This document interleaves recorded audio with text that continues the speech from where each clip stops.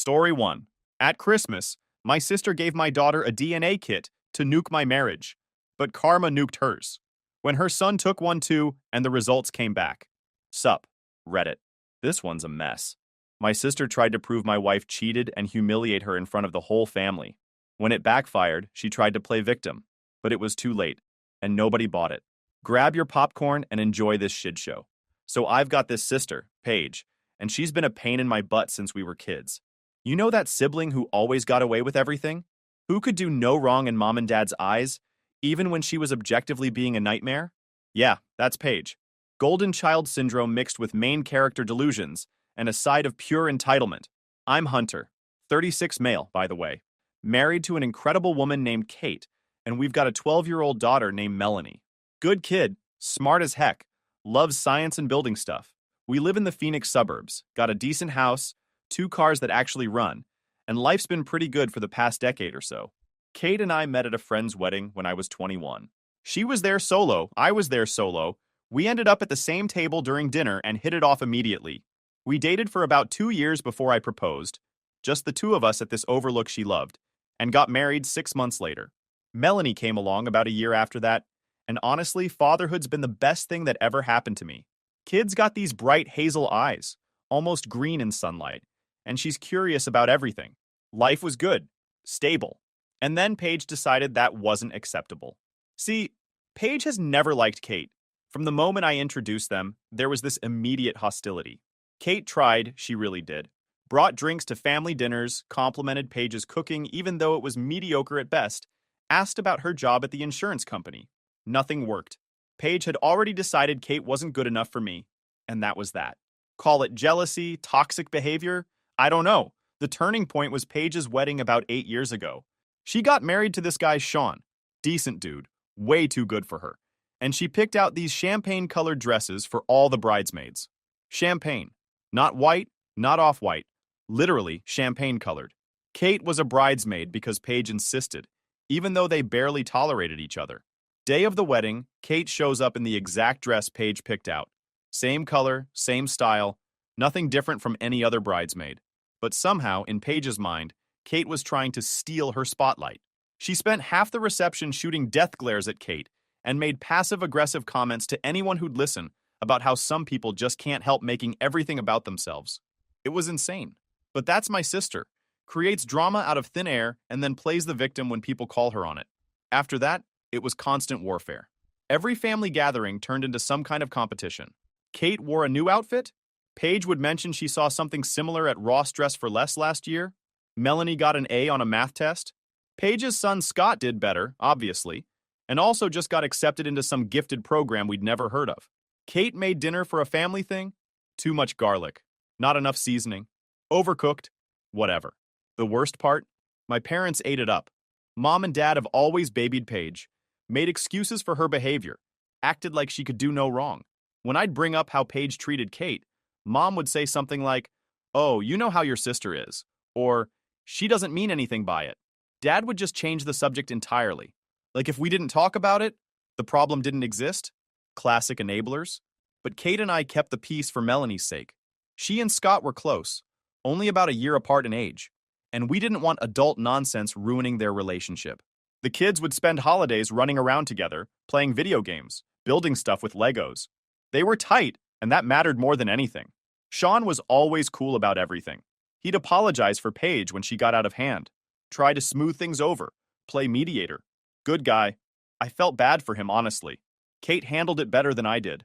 She'd just smile and nod when Paige started her mess, then vent to me later at home where Paige couldn't hear. We had this agreement. Don't engage, don't escalate. Just let Paige tire herself out. It worked well enough. Until last Christmas, when Paige decided subtle warfare wasn't enough anymore. We were at my parents' place in Scottsdale for the usual holiday gathering. Presents were under the tree, kids hyped up on sugar, adults having too much punch and pretending to enjoy each other's company. Gift exchange time rolled around, and Paige made a big production of handing out presents. She'd gotten everyone something. Mom got a fancy scarf, Dad got some craft drink sampler, Sean got a new watch, Scott got the latest gaming headset. Even Melanie got a gift from her, which was surprising given how Paige usually operated.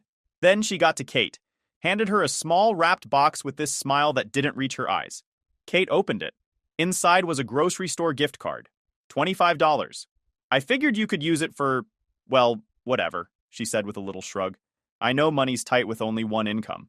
Kate worked full-time as a graphic designer. We had two incomes. Paige knew that. This was just another dig, wrapped up as generosity. Kate smiled. Thanks, Paige. Very thoughtful. But I saw the hurt flash across her face before she covered it. And I was done. Then came Melanie's present from Paige. She got her one of those Ancestry DNA kits. The ones where you spit in a tube, mail it off, and find out you're 2% Irish or whatever. Melanie loved it. She's into science, thinks genetics are fascinating, so she opened that box like it was the latest iPhone. Meanwhile, I'm watching Paige watch us, and there's this look on her face. Smug. Satisfied. Like she just made a chess move she'd been planning for months. Kate caught it too. We made eye contact across the room, and I could see the same thought running through her head. What the heck is she up to? That night, after everyone left and Melanie was in bed, Kate and I talked in our bedroom. Your sister's planning something, Kate said, sitting on the edge of the bed. Yeah, I got that feeling too, I replied. But what?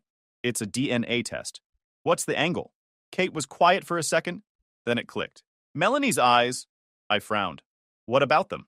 They're hazel, almost green. You have brown eyes. I have brown eyes. Your sister's been making comments about it for years. Little digs about how genetics are funny, how you never know what you're gonna get. Hunter, I think she's trying to imply Melanie isn't yours. My stomach dropped. Because Kate was right. Paige had been dropping hints for years. Never direct enough to confront, but enough to plant seeds of doubt. Comments like, isn't it weird how Melanie doesn't look like you? Or, where'd those eyes come from? Always with this fake, innocent tone. She was actually implying Kate cheated, that I was raising another man's kid. I was furious, like, seeing red, want to put my fist through a wall furious. But I'm not the type to blow up. Never have been. Then we let Melanie take the test, I said finally. Kate looked at me. You sure? Positive. Because when it comes back showing I'm her dad, which it will, I'm shoving those results in Paige's face and watching her squirm. Kate nodded. Okay. Then we do it. Melanie was excited about the test anyway. She swabbed her cheek the next day, sealed it up, mailed it off. The kid was checking the tracking number daily, like she was waiting on a package from Amazon. What we didn't expect was Scott getting involved. Scott, being 13 and naturally curious, saw Melanie doing the DNA test and wanted one too. He started bugging Sean and Paige about it, talking about how cool it would be to find out their ancestry, maybe discover some distant relatives. Sean thought it sounded fun. A family thing, educational, no big deal. Here's where things got interesting. Paige actually tried to shut it down, made excuses about the cost, about how it was a waste of time, about how they already knew their ancestry. But Sean had already ordered the kit, and Scott was stoked. 3 weeks later, Melanie's results came in. I was at work when she texted me. All caps, multiple exclamation points, the works. The kid was pumped. I told her to wait until I got home so we could look at them together. That evening, the three of us sat at the kitchen table, Melanie's tablet in the middle showing her ancestry breakdown. Mostly European, some Mediterranean, a tiny percentage of North African that Melanie thought was awesome. Standard stuff. Then, the DNA relatives section. Top of the list, Hunter Mitchell. Father, 50% match. See? Melanie grinned at me. Told you I'm definitely yours. I ruffled her hair. Never doubted it for a second, kid. Kate caught my eye across the table, and we shared this moment of quiet victory. The results confirmed exactly what we already knew. And now, we had proof. I texted Paige a screenshot of the results with a single message. Looks like Melanie's mine after all. Weird how genetics work, huh? She didn't respond. Radio silence. Which was fine by me. Let her stew in it. But 3 days later, Sean called me. His voice was shaking. He dropped a bomb no one saw coming. Hunter, I need to talk to you. In person. Can I come over? 20 minutes later, he was sitting in my living room looking like death. His face was pale, eyes bloodshot, hands trembling. Kate brought him water. He didn't touch it. Scott's results came back. He said quietly. I waited. Something in his tone told me this wasn't going to be good news. I'm not his father. The room went dead silent. Kate's hand went to her mouth. I just stared at Sean, trying to process what he'd just said. What do you mean you're not his father? I asked. He pulled out his phone, opened the DNA results, and slid it across the coffee table. I picked it up, read through it. Scott's DNA relatives were listed. Some distant cousins, A few fourth and fifth connections. No Sean. Not as a father, not as anything. But there was a match for a half-sibling. Scott's little sister, Chloe. 7 years old. I tested Chloe too, Sean said, his voice cracking. She's not mine either. I sat back on the couch, feeling like I'd been punched. This wasn't one affair, one mistake. This was years of lying.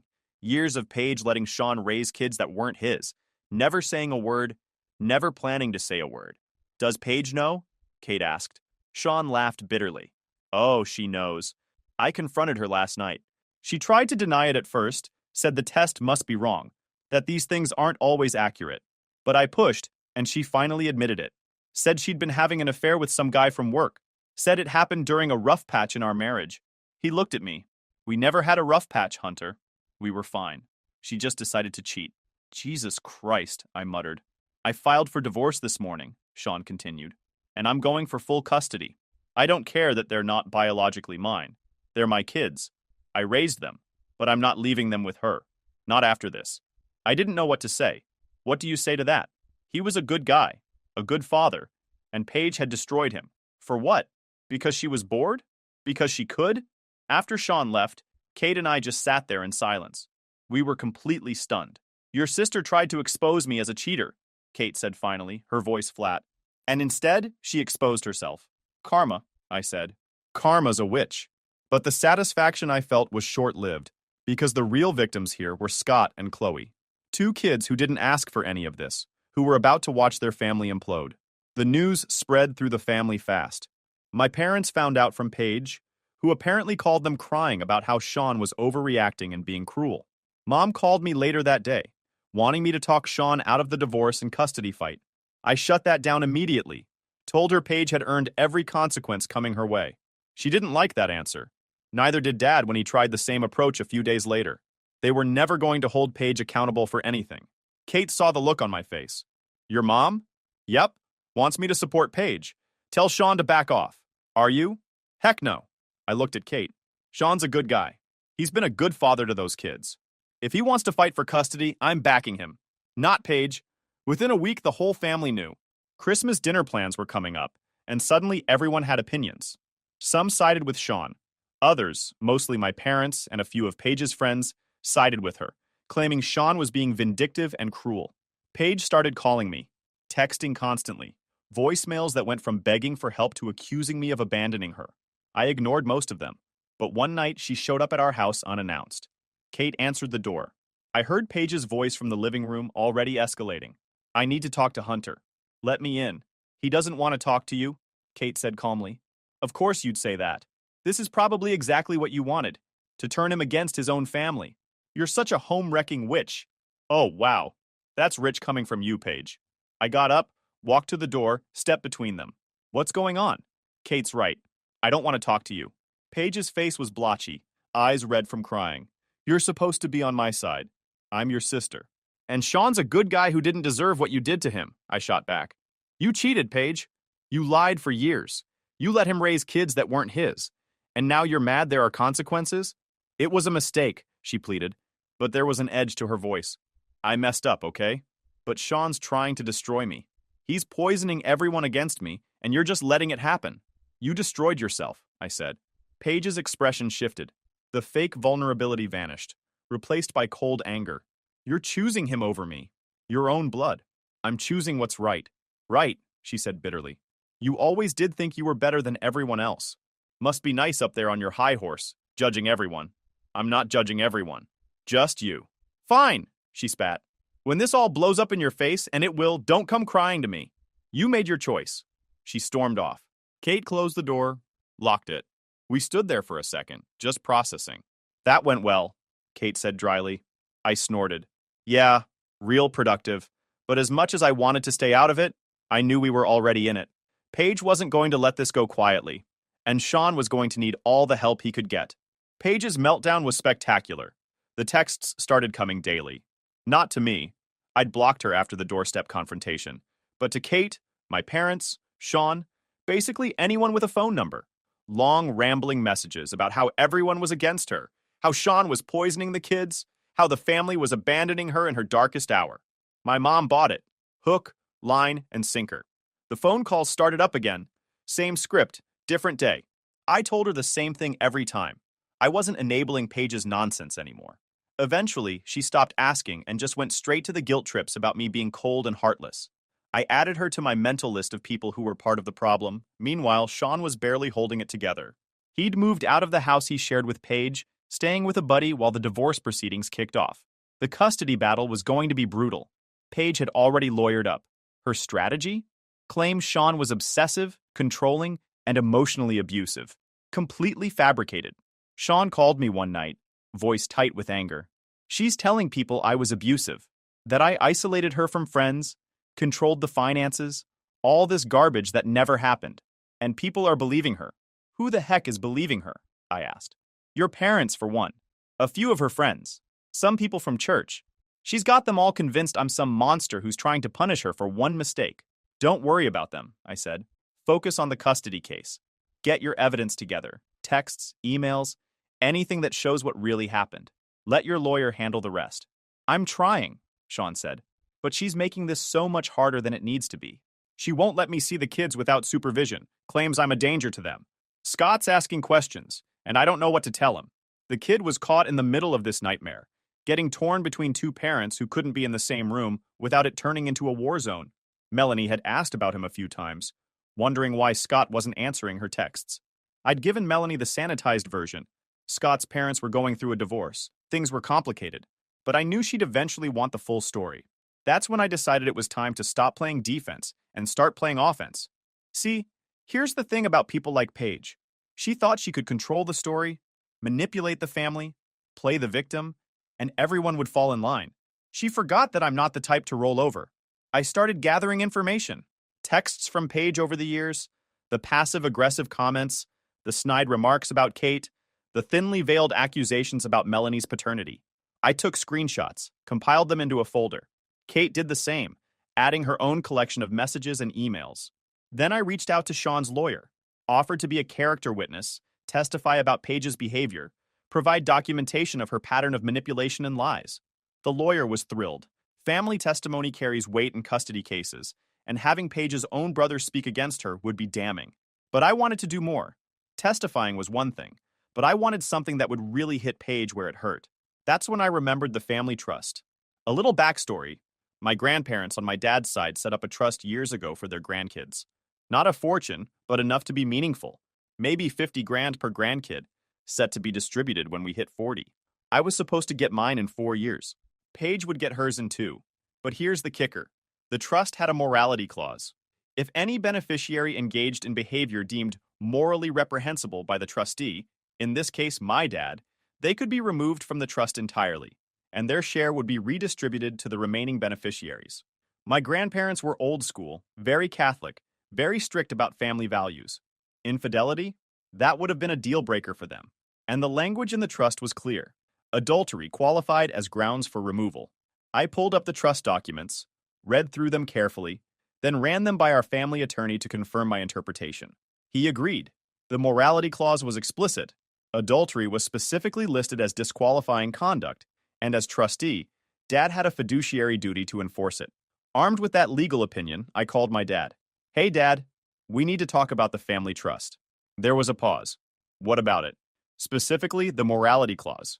You're aware Paige committed adultery, right? Another pause, longer this time. Hunter, I don't think... Dad, I'm not asking your opinion.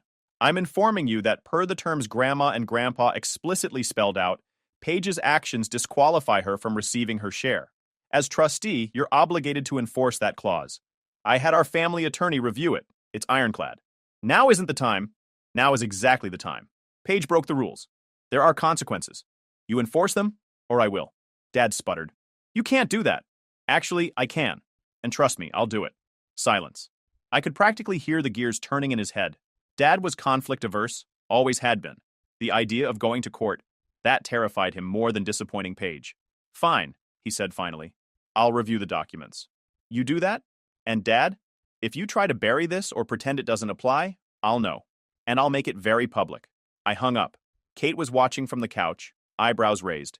Did you just threaten your dad? I gave him a reality check, I corrected. There's a difference, she grinned. That was kind of hot. Glad you think so. because Paige is about to lose her mind. 2 weeks later, Dad sent Paige a formal letter notifying her that she'd been removed from the trust due to violation of the morality clause.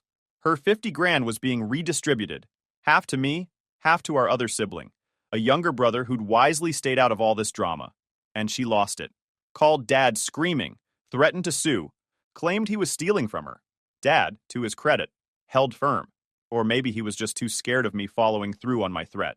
Mom called crying about how cruel I was being, but I'd heard that song before. She hung up on me when I told her Paige could take it up with Grandma and Grandpa if she had a problem with their rules. Paige tried calling me after that, left voicemails screaming about how I'd ruined her life, how I was a terrible brother, how I'd always been jealous of her. I saved every single message, in case I needed it later. Kate asked me once if I felt bad about it. Not even a little bit, I said honestly. She gets what she earned. The custody battle turned into an all-out war, and Sean was fighting with everything he had. His lawyer was sharp, some hotshot family attorney named Julia. Sean had plenty of ammunition. Texts where Paige admitted to the affair. Credit card statements showing charges at hotels and restaurants during times she'd claimed to be working late. Testimony from coworkers who'd seen her with the guy. Some finance bro named Josh who worked in her office. Josh, by the way, wanted nothing to do with the situation. He lawyered up and went radio silent. Smart move on his part, but it left Paige without an ally. Guy wasn't going to swoop in and play stepdad. Paige's lawyer tried to paint Sean as unstable, claimed he was obsessed with revenge, that he was using the kids as pawns, that his desire for full custody was about punishing Paige rather than protecting the kids. But Sean had the moral high ground, and his lawyer knew how to use it. The preliminary hearings were brutal. I attended a few as Sean's support system, sitting in the gallery while lawyers argued. Paige showed up looking like a kicked puppy, red eyes, tissue in hand, playing the grieving mother. The performance was Oscar-worthy, but the judge didn't seem impressed. At one hearing, Paige's lawyer tried to argue that Sean wasn't the biological father and therefore had no legal standing for custody. Julia shut that down fast. Your Honor, Mr. Sean has been the only father these children have known for their entire lives. He's raised them, provided for them, loved them. Biology doesn't erase that. The judge seemed to agree. Sean got temporary custody pending the final hearing, with Paige receiving supervised visitation twice a week. Paige didn't handle it well. She started showing up at the kids' school, trying to take them out for lunch or pick them up early. The school had to put a note in their system that only Sean was authorized to make decisions for Scott and Chloe. She threw a fit, threatened to sue the school, and generally made herself look worse. Scott was struggling hard. Melanie told me he had gotten into a fight at school. Some kid made a comment about his mom, and Scott punched him. Got suspended for 3 days. Sean was at his wits' end trying to keep Scott stable while dealing with Paige's constant chaos. That's when I decided to step in more directly. I called Sean. Bring Scott over this weekend. Let him and Melanie hang out. Kate and I will keep an eye on them. You sure? Sean asked. I'm sure. Kid needs normalcy. Melanie does too. Let them be kids for a few hours. That Saturday, Sean dropped Scott off at our place. The kid looked rough, but when Melanie suggested they play some video games, his face lit up a little. While the kids were upstairs, Sean, Kate, and I sat in the living room. How are you holding up? Kate asked. Sean shrugged. Some days are better than others. The hearing's in 3 weeks, and Julia thinks we've got a strong case. But Paige keeps throwing curveballs. Last week she claimed I'd stolen money from her bank account. Completely false, but it wastes time and makes me look bad. She's desperate, I said. Desperate people do dumb things. Yeah, well, her dumb things are making my life heck. I leaned forward. Sean, I'm testifying at the hearing. So is Kate. So are my parents, whether they like it or not. He blinked. Your parents? They're being subpoenaed. Julia's calling them as witnesses. They'll either tell the truth about Paige's behavior, or they'll perjure themselves. Either way, it works in your favor. He teared up. Hunter, I don't know what I'd do without you. You'd figure it out, but you don't have to. We've got your back. The hearing date approached, and I prepped for my testimony with Julia. She asked straightforward questions. I didn't hold back. Told her about the wedding incident, the years of passive-aggressive comments toward Kate, the DNA test stunt meant to imply Kate had cheated, the insulting Christmas gift. Kate prepped too. She had her own stories. Between the two of us, we had more than enough to paint a clear picture of who my sister really was. My parents, on the other hand, were furious about being subpoenaed. Mom called me in tears. How could you do this? We're going to have to testify against our own daughter. You're going to have to tell the truth, I corrected. She's your sister, and she's a liar. I'm not pretending otherwise to spare her feelings. Dad tried a different approach, called me, tried to reason with me, suggested we settle things within the family instead of airing everything in court. Too late for that, I said. The hearing was set for a Tuesday morning. Sean, Julia, Kate, and I showed up early. Paige arrived with her lawyer, looking put together but pale. Her eyes landed on me, and the hatred in her glare was almost physical. The courtroom was smaller than I expected. Wood paneling, fluorescent lights, a faint smell of old coffee and stress. The judge looked like she wasn't interested in theatrics.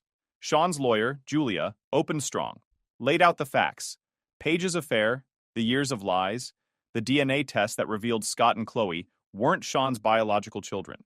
She presented documentation, texts, emails, credit card statements showing hotel charges during times Paige claimed to be at work conferences. Paige's lawyer tried to spin it as a private matter between spouses. Julia destroyed that argument in about 30 seconds. Your Honor, this isn't about punishing Ms. Paige for infidelity. It's about demonstrating a pattern of deception and manipulation that directly impacts her ability to provide a stable environment for these children. The judge listened, made notes, and called the first witness. Sean took the stand. He was calm, composed, answered questions about his relationship with Scott and Chloe, how he'd raised them from birth, how he'd been the primary caregiver while Paige focused on her career. They're my kids, Sean said. Biology doesn't change that. I've been their father for 13 and 7 years. I'm not walking away from them now. Next up, Paige herself. She took the stand looking every bit the wounded party. Her lawyer lobbed her softball questions about her love for the kids, her commitment to being a good mother, her regret over the affair. I made a terrible mistake, Paige said, her voice shaking. But I never stopped loving my children. Julia's cross-examination was surgical. Your affair lasted how long? Paige hesitated. A few years. So not a one-time mistake. A sustained pattern of infidelity over multiple years. Correct? Yes, but... And during those years, you allowed your husband to believe the children were his. Yes. Did you ever consider telling him the truth? Long pause. I didn't want to hurt him. Julia raised an eyebrow. So instead, you let him raise children he believed were his own. Paige's composure cracked. I didn't plan for it to happen this way. This is all Sean's fault for being so vindictive. But you did plan to keep lying. If not for the DNA test, you would have continued the deception, correct? Paige didn't answer. The judge prompted her to respond. Yes, she whispered. It went downhill from there. Julia brought up the texts Paige had sent Sean after he filed for divorce. Manipulative, threatening, trying to use the kids as leverage. She brought up Paige's attempts to violate the temporary custody arrangement, her showing up at the school, her harassment of Sean's friends and family. By the time Julia was done, Paige looked like she'd been through a wood chipper. Then it was my turn to testify. I took the stand, swore in, and sat down. Julia smiled at me. Mr. Hunter, how long have you known the respondent, Ms. Paige? My whole life. She's my older sister. And during that time, have you observed any patterns of behavior that concern you? I glanced at Paige. She was staring at me with pure venom. I looked back at Julia.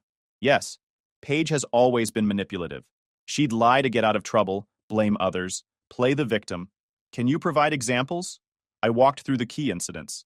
The wedding dress drama, years of passive-aggressive behavior toward Kate, the insulting Christmas gift, and finally the DNA test stunt. And what was the result of that DNA test? Julia asked. It confirmed my daughter is mine. Paige's attempt to create doubt in my marriage backfired. Paige's lawyer objected. Speculation, Your Honor. The judge looked at me. Mr. Hunter, please stick to facts. Yes, Your Honor. The fact is, Paige gave my 12-year-old daughter a DNA test for Christmas with clear intention to cause problems in my marriage. Julia nodded. How would you describe Miss Paige as a mother? I chose my words carefully. I think Paige loves her kids. But love isn't enough. She's consistently put her own needs above theirs. Sean, on the other hand, has been a consistent, loving presence. If the goal is stability and the kids' well-being, Sean's the better choice. The final nail in the coffin came from an unexpected source. Scott's school counselor. She'd been working with Scott since the separation started, and she had pages of notes about his emotional state. She testified that Scott had expressed feeling caught between his parents, that Paige had been feeding him a narrative that Sean was the villain, that this was destroying Scott's mental health. He told me he wished everything could go back to normal, the counselor said. But he also said he felt safer when he was with his father, that his mother made him feel like he had to choose sides.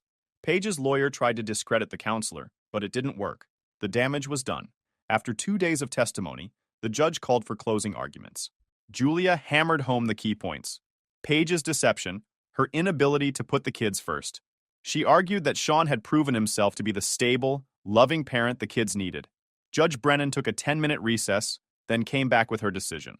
I've reviewed all the evidence and testimony in this case. I'm awarding primary physical custody to Mr. Sean, with supervised visitation for Ms. Paige. The gavel came down.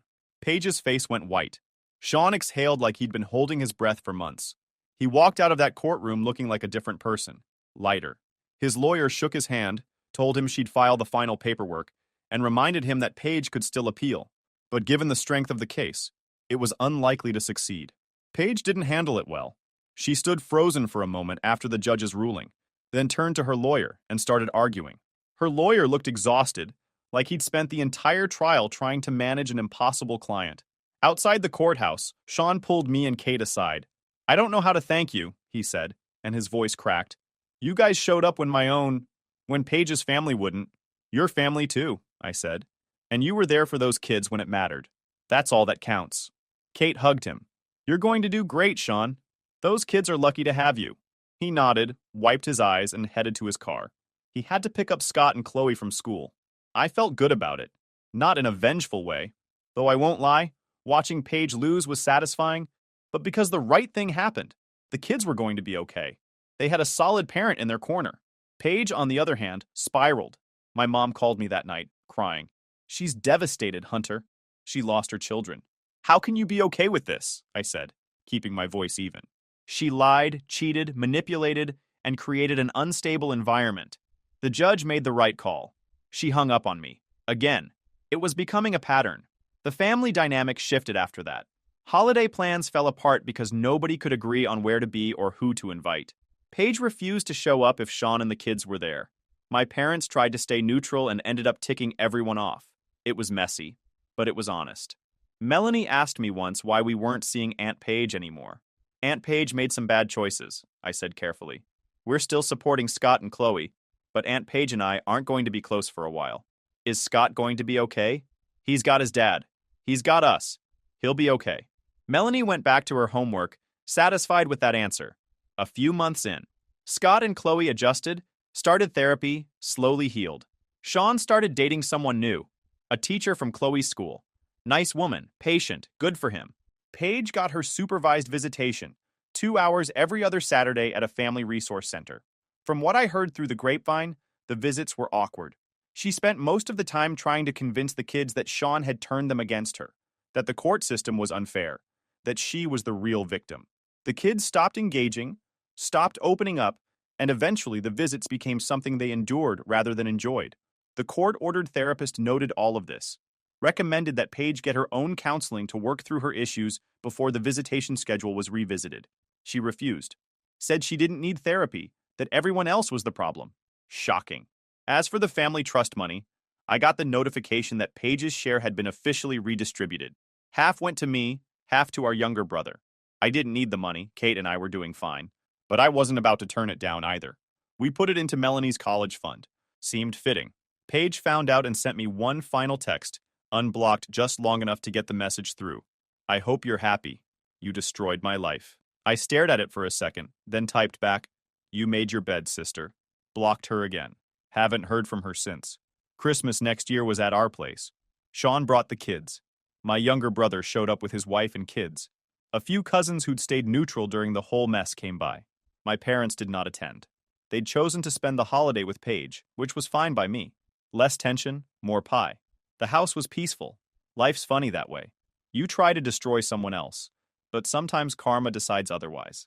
Paige learned that lesson the hard way. YouTube just dropped this new hype feature. If you're hooked on this story, smash that hype button.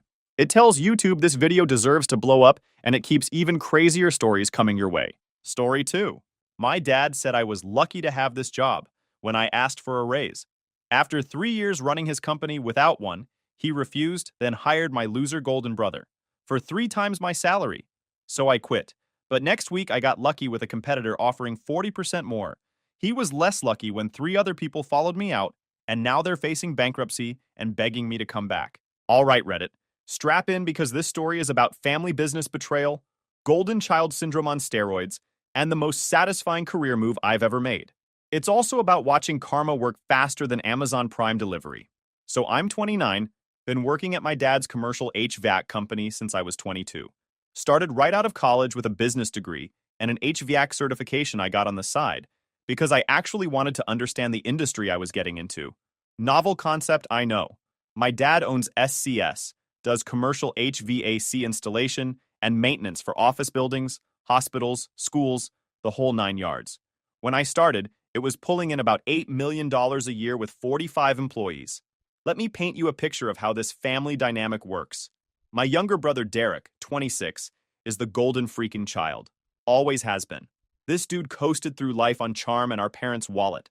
Switched majors 4 times in college. Started in business, switched to communications, then marketing, then sports management. Took 6 years to graduate with a degree in sports management from a party school nobody's heard of, where the main qualification was showing up drunk to tailgates. His big career move after graduation?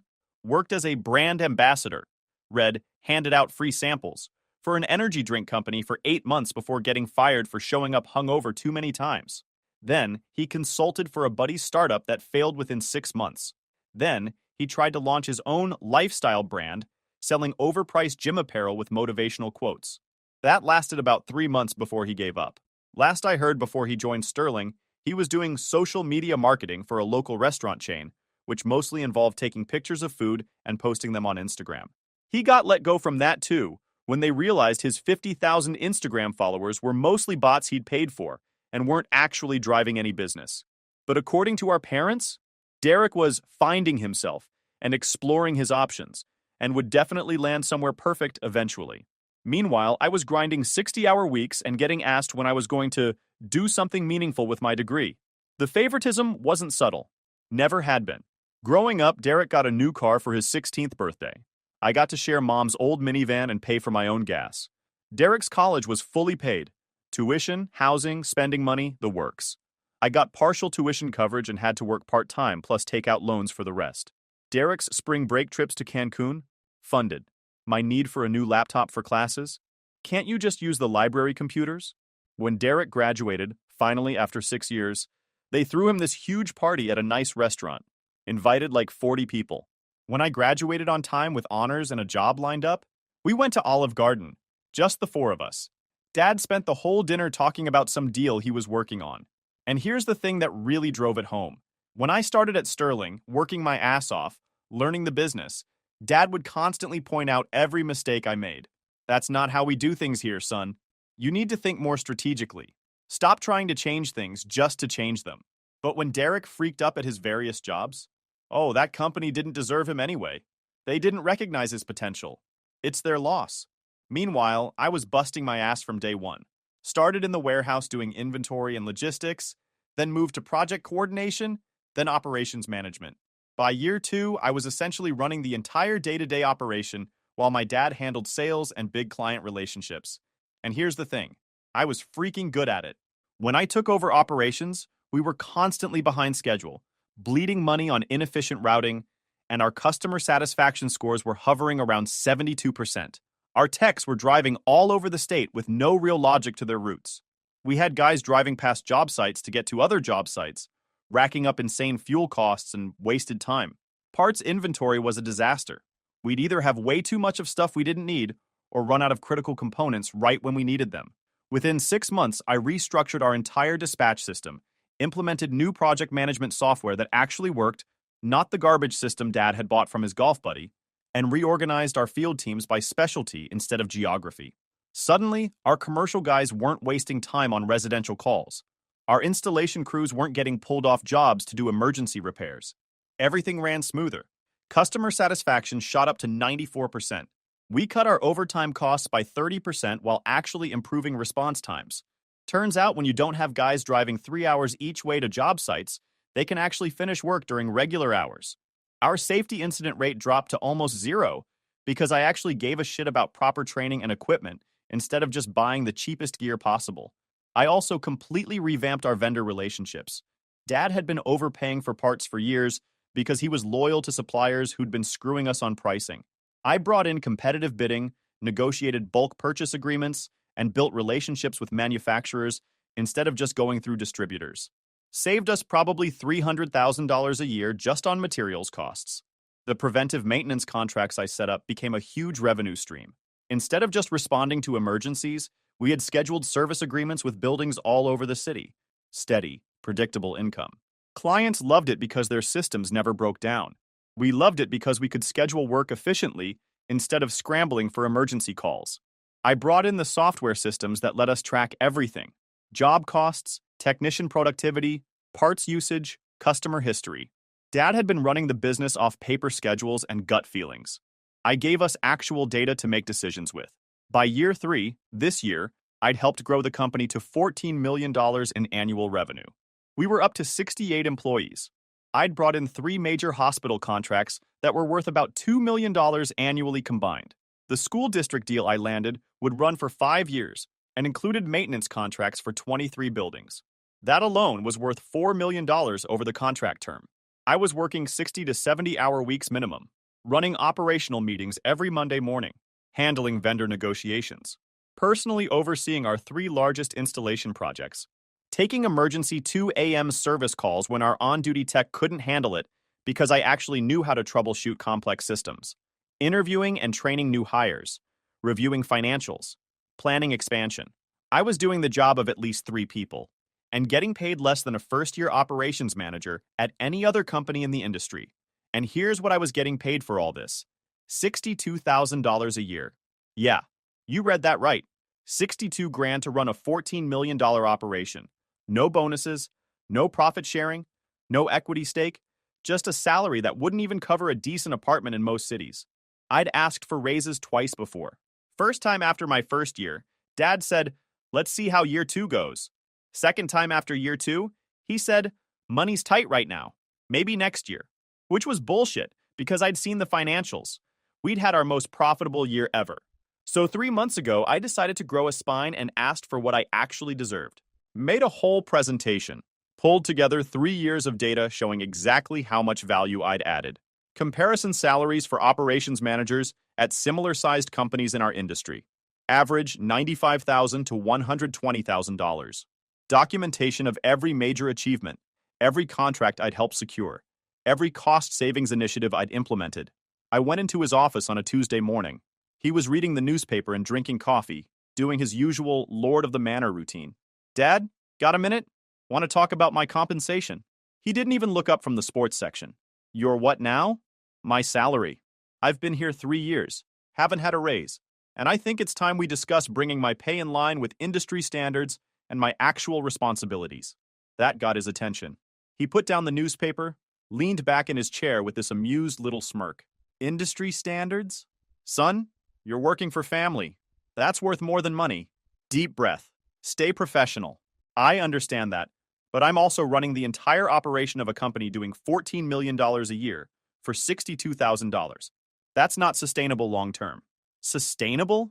He actually laughed. "You're lucky to have this job. You know how many kids your age would kill to work somewhere their old man could teach them the business? You're getting an education here money can't buy. I've been getting an education for 3 years, while increasing revenue by 75% and improving literally every operational metric we track. I'm not asking for unreasonable. I'm asking for fair." He stood up, walked to his window overlooking the warehouse floor. Classic power move. "You want to know what fair is? Fair is, I gave you a shot when you had 0 experience. Fair is, I'm setting you up to eventually take over this company. Fair is, you've got job security most people your age don't have. And you're bitching about salary? I'm not bitching, I'm negotiating. There's a difference. Here's a negotiation for you." He turned back to face me. "You can keep your current salary and be grateful, or you can go test that free market you're so confident about. See how far your 3 years of experience gets you without your daddy's company on your resume." I just stared at him. This wasn't a negotiation. This was a threat. "I'll think about it," I said, and left his office. That was on a Tuesday. On Thursday, the bomb dropped. Thursday afternoon, Dad calls an all-hands meeting in the warehouse. Everyone's standing around wondering what's going on. We never do all-hands meetings unless something major is happening. I'm thinking maybe he landed a huge new contract, or we're opening a new location. Nope. Better. So much better. Folks, got some exciting news. Dad's doing his big speech voice, the one he uses with clients. As you all know, SCS has been growing rapidly. That growth means we need to expand our leadership team. So I'm thrilled to announce that my son Derek will be joining us as our new Director of Business Development. He's got innovative ideas and connections that'll take us to the next level. I felt my stomach drop. Derek? Director of Business Development? The guy who got fired from handing out free Red Bulls? And then came the part that made my blood boil. Derek's going to be focusing on expanding our market presence and bringing in new business. He'll be working closely with me on strategy and client relations. This is an exciting time for the Sterling family and the Sterling Company. After the meeting, I cornered my dad in his office. What the hell was that? What was what? Derek? Director of Business Development? He doesn't know shit about HVAC or running a business. He doesn't need to know about HVAC. That's what the technical guys are for. He knows people. He's got personality. That's what sales is about. What's his salary? I asked, even though I already knew I wasn't going to like the answer. Dad shifted uncomfortably. That's between me and him. Bullshit. I'm operations manager. I need to know what our overhead looks like. He sighed. He's starting at $175,000 base plus commission structure. I actually laughed. Couldn't help it. $175,000? Are you freaking kidding me? He's making almost 3 times what I make. He's in sales. Sales is different. Plus, he's got experience in brand development. Brand development? He handed out energy drinks at college parties. Watch your tone. Derek's going to bring fresh perspective. And frankly, your attitude right now is exactly why you're not ready for more responsibility. That did it. That freaking did it. You know what? You're right. I'm not ready for more responsibility here. I quit. His face went from annoyed to shocked in about half a second. You what? I quit. Effective 2 weeks from today. You want to pay your unqualified son 3 times what you pay the person actually running your company? Go for it. But you're doing it without me. Now hold on. No. I asked for fair compensation. You told me I was lucky to have a job. So I'm going to go be lucky somewhere else. I'll send my formal resignation email within the hour. I walked out, went back to my office, typed up the most professional resignation letter I could manage while my hands were shaking with rage, and hit send. The next few days were weird as hell. Dad tried the whole, let's talk about this routine, but I wasn't interested. Mom called crying, saying I was tearing the family apart. Derek, and this was the best part, actually texted me saying no hard feelings, bro. Like he had nothing to do with this. Like him waltzing in making $175,000 for a made-up position while I was getting peanuts wasn't the entire freaking problem. I didn't respond to any of them. Just showed up, did my job, and started updating my resume. Here's where it gets interesting. 3 of my key people approached me separately during that 2-week period. Ryan, my head field supervisor. Lisa, who handled all our major accounts. And Tom, our lead project manager. All 3 had been with the company for years. All 3 were worth their weight in gold. And all 3 had apparently been as fed up with the family favoritism bullshit as I was. Ryan was first, pulled me aside during a site inspection. Heard you're leaving, he said. Yep, time to move on. Where are you going? Don't know yet, putting out feelers. He was quiet for a minute. Then, I've been thinking about leaving too. This Derek thing is bullshit. We all know it. If you land somewhere good, let me know. I might want to come with you. Same conversation happened with Lisa the next day, and Tom the day after that. That's when I realized I had more leverage than I thought. I started reaching out to competitors, put my resume on a few industry job boards. Within 48 hours, I had 3 companies wanting to talk. By the end of week 1, I had 2 solid offers, but the best one came from Apex Climate Systems. They're the biggest HVAC operation in the state, doing about $45 million a year. Their COO called me directly after seeing my resume. We've been watching Sterling's growth the last few years, he said. Word in the industry is that's mostly your doing. I've had a hand in it, I said, being modest. Our current operations manager is retiring in 6 months. We need someone who can step in and hit the ground running. Looking at your track record, you're that person. We'd be willing to offer $95,000 base salary, performance bonuses that could add another $20,000 annually, full benefits including 401k matching, and we can talk about equity options after your first year. I almost dropped my phone. $95,000 base. That was a 53% increase from what my dad was paying me. Add in bonuses, and I'd be making more than my golden child brother with his bullshit title. When do you need an answer? I asked. Take a few days. Think about it. But between you and me, we'd really like to have you. I didn't need a few days. I knew my answer. But I played it cool, told him I'd get back to him by end of week. I spent the next 2 days casually mentioning this offer to Ryan, Lisa, and Tom. Didn't push anything, just let them know where I was potentially landing. All three of them asked if Apex was hiring. By the time my 2 weeks at Sterling were up, I'd accepted Apex's offer and put in a good word for Ryan, Lisa, and Tom. All three had interviews scheduled. My last day at Sterling was tense. Dad tried one final time to get me to stay. "You're making a mistake," he said. "This company was going to be yours someday." "No, it wasn't," I replied. "It was going to be Derek's. You made that pretty clear when you hired him for 3 times my salary to do a job he's not qualified for. He's family. I'm trying to give both my sons opportunities. You gave him an opportunity. You gave me a lesson in knowing my worth. Thanks for that. Genuinely." I walked out, didn't look back, started at Apex 2 weeks later. The job was everything they promised. Better facilities, better equipment, better systems. And I actually had a budget to work with instead of having to beg for every goddamn thing. Within my first month, I'd identified 3 major efficiency improvements we could implement. My boss actually listened to my ideas and gave me the resources to execute them. Best part?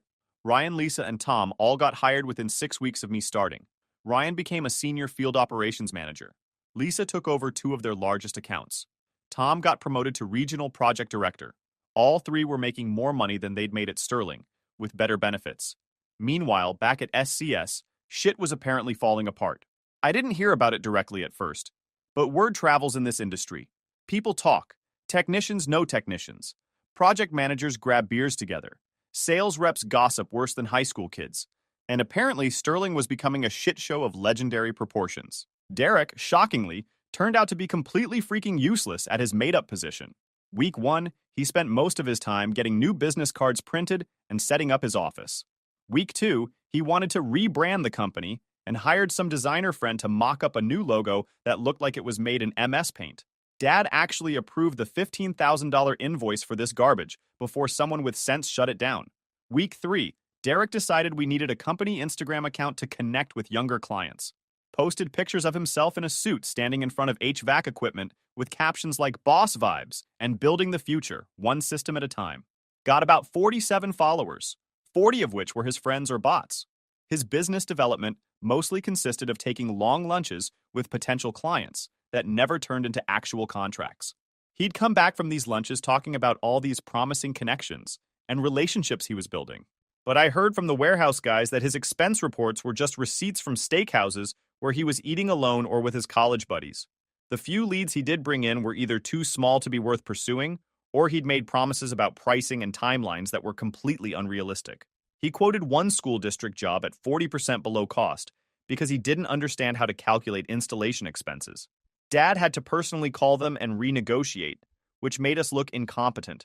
Another time, Derek promised a hospital we could install a complete new HVAC system in 6 weeks. Our actual timeline for that scope of work was 4 months minimum. When I pointed this out in a meeting, Derek said, "We just need to be more aggressive with deadlines." Yeah, because physics and building codes totally care about your aggressive timeline, dumbass. But the absolute worst was when he tried to upsell a longtime client on a system upgrade they didn't need. This was a client we'd been working with for 15 years. They trusted us. Derek straight up lied about their current system failing to try to make a sale. The facility manager called my dad directly to complain. We almost lost a $200,000 annual maintenance contract because Derek thought he was playing used car salesman. He spent most of his time posting on LinkedIn about disrupting the HVAC industry with thought leadership posts he clearly didn't write himself. 5 ways climate control is revolutionizing modern business. Why your HVAC system is actually your best employee. Cringe shit that got like 12 likes from other people's moms. Without me handling operations, my dad had to step back in, but he hadn't run day-to-day operations in 3 years. He didn't know the new systems I'd implemented, didn't understand the workflows I'd optimized, didn't know which vendors we were using or why, kept reverting to old methods that hadn't worked, which is exactly why I'd changed them in the first place. I'd set up this whole digital dispatch system where techs got assignments on tablets with all the job history, parts needed, customer notes. Dad went back to calling guys on the phone and having them write shit down on clipboards. Response times immediately doubled. I'd negotiated bulk pricing agreements with our main suppliers. Dad apparently let some of those lapse and went back to ordering shit at retail prices because we'd always worked with them before.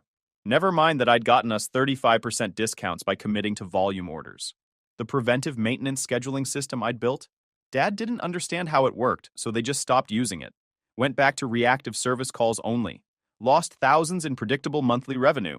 Without Ryan, their field operations went to hell. Response times doubled. They started missing deadlines. Customer complaints shot up because nobody was coordinating the techs properly.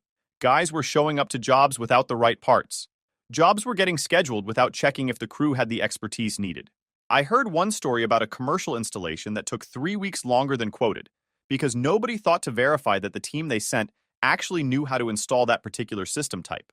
They had to bring in an outside contractor to finish it, ate the entire profit margin plus extra, and the client was pissed. Without Lisa managing major accounts, they started losing contracts. She'd spent years building relationships with facility managers and purchasing directors at our top accounts. She knew their buildings, their equipment, their budgets, their priorities. She'd remember that the maintenance supervisor at St. Mary's Hospital liked his coffee black and hated phone calls before 9 a.m. That the school district procurement officer needed everything submitted 30 days before board meetings. That the county facilities director was a huge Broncos fan, and you better not schedule work during game days. Whoever they replaced her with didn't have those relationships, didn't have that knowledge, started treating these long-term clients like they were brand new accounts, sent generic proposals instead of customized solutions. The school district actually called Lisa at Apex to ask what was going on with Sterling. That's how bad it got. Without Tom running project management, their installation jobs started running over budget and behind schedule. Tom had been the guy who could juggle 12 projects simultaneously and somehow keep them all on track. He knew how to sequence work to maximize efficiency, knew which contractors were reliable and which ones needed constant supervision, knew how to spot problems before they became expensive disasters. The new project management team didn't have that experience. Jobs that should have taken 4 weeks were taking 7. Budgets that should have had 25% margins were barely breaking even or running at a loss. Clients were calling to complain about delays, and Dad didn't have good answers because he didn't actually know what was happening on the sites. I heard through the grapevine that my dad tried to hire replacements, but Sterling's reputation in the industry was taking a serious beating. Good people didn't want to work there when they kept hearing stories about the nepotistic disaster that was Derek's hire and the mass exodus of experienced staff. The word was out. Sterling wasn't a professional operation anymore. It was a family drama playing out with a business license. 3 months after I left, I ran into one of Sterling's warehouse guys at a supply distributor. Nice kid, always worked hard. "How's it going over there?" I asked. He looked around like he was worried someone might hear. "Dude, it's bad. We lost the hospital contracts. 2 of the school district buildings dropped us. Everybody's working crazy overtime trying to keep up, and your dad's losing his shit. Derek doesn't do anything except walk around acting important. Half the guys are looking for new jobs." "Sorry to hear that," I said, and I meant it for the employees, not for my dad. "Don't be sorry, man. Everybody knows they did you dirty. You deserved better." 2 weeks after that conversation, my phone rang. Blocked number. I almost didn't answer, but figured what the hell. "Hello? It's your father." "Oh, this should be good. What can I do for you, Dad?" "We need to talk. About you coming back." I actually pulled the phone away from my ear and looked at it, like maybe I'd heard wrong. "You want me to come back? Things have been challenging since you left. We need someone with your experience to stabilize things." "And what about Derek? Still director of business development, making $175,000? Silence. "He's transitioning to a different role." Translation. "We realized we freaked up, but don't want to admit it outright. Here's my counteroffer," I said. "No. Don't be childish about this." "I'm not being childish. I'm being professional. You had a chance to treat me fairly. You chose to treat me like shit while handing my underqualified brother a golden parachute. That showed me exactly where I stand with you. I've moved on. You should too. I'm offering you operations director. $90,000 salary. I'm already making $95,000 base plus bonuses at Apex. Try again. Fine. $100,000. And we'll discuss equity." "You'll discuss it? That's not an offer. That's a maybe. Plus, even if you gave me $100,000, you're asking me to come back to fix all the problems you created by not listening to me in the first place. Why would I do that? Because it's family business. Because you'd be an owner someday. You know what? I'm done with this conversation. Good luck, Dad." I hung up. He called back 3 more times that day. left increasingly desperate voicemails. I didn't respond to any of them. Then Mom started calling. Then Derek, of all people, sent this long text about how the family needs me and how we're all struggling, and could I please just talk to Dad? Nope. Blocked, blocked, and blocked. 2 more months passed. I heard through multiple sources that Sterling was circling the drain. They'd lost about 40% of their contracts. Revenue was down to around $7 million, lower than when I'd started working there. They'd had to lay off about a third of their workforce. Word was that Dad had taken out a massive loan to try to keep things afloat, and now they couldn't make the payments. Then I got a call from a business attorney I'd never met. Said he was representing S in potential bankruptcy proceedings, and my father had given him permission to reach out to me about possibly consulting to help restructure the company. How bad is it? I asked. Without significant operational improvements and new contract revenue within the next 90 days, they'll have to file Chapter 11. And you think I can fix that? Your name came up repeatedly when we interviewed employees about what changed. Before and after your departure, I let that sink in. 3 years of my work systematically dismantled in 6 months because my dad was too stubborn and too busy playing favorites to recognize what he had. I'm going to be honest with you, I told the attorney. I have zero interest in saving that company. None. My father had the chance to value my contributions when I was there. He chose not to. That's on him. I understand, but I'm obligated to ask, is there any circumstance under which you'd consider helping? I thought about it. Thought about all those employees who didn't deserve to lose their jobs because of my dad's ego. Thought about the clients who'd get screwed if Sterling went under mid-contract. Thought about the satisfaction of making my dad admit he was wrong. Here's the only scenario I'd consider, I said. Full ownership transfer to me. He signs over 100% equity in the company. He exits completely. No advisory role, no board seat, nothing. I bring in a management team I trust, restructure however I see fit, and he has zero input. Those are my terms. That's a significant ask. That's my only offer. And honestly, he should take it. Because without me, that company is dead anyway. With me, at least the employees keep their jobs and the clients get served. He walks away with nothing either way. This way, at least something survives that has his name on it. I'll relay that to my client. 2 days later, Dad called me from his attorney's office. On speaker, "These terms are outrageous," he started. "Then don't accept them. File bankruptcy. Lose everything. But don't waste my time pretending you have leverage here. I built this company. I'm not just handing it over. You didn't build it. You founded it. I built it. The $14 million version that existed when I left, that was me. The $7 million disaster it is now, that's you and Derek. So yeah, you are handing it over. Or you're shutting it down. Your choice." His attorney jumped in. "Perhaps we could discuss a partnership structure where no partnerships, full transfer or nothing. Silence on the line." I could practically hear my dad's teeth grinding. "You're screwing your own father," he finally said. "No, I'm offering to save something you destroyed. You're just pissed that saving it means admitting you were wrong about everything. About me, about Derek, about what this company needed. And you know what the really funny part is? If you'd just given me a fair raise and treated me with basic respect, none of this would be happening. You'd still have your company. I'd still be running it. We'd still be growing. Instead, your ego killed your business. I'm just offering it a transplant." More silence. "I need time to think about this." "You have 48 hours. After that, my offer expires and you can figure it out yourself." "Clock's ticking, Dad." I hung up. Those 48 hours felt long. Part of me expected him to reject it out of pride. Part of me didn't even know if I wanted him to accept. Did I really want to go back to Sterling? Even if I owned it? But there was something poetic about it. The company he'd refused to treat me fairly at. Signing it over because his pride destroyed it. The golden child position he'd created getting eliminated. Me coming back not as the undervalued employee, but as the owner. Yeah, I wanted that. "Hour 47, his attorney called. "He's accepting your terms. We'll start drawing up the paperwork." He's actually going through with it?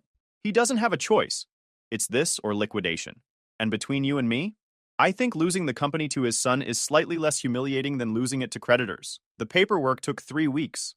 Ownership transfer, loan assumption, restructuring agreements.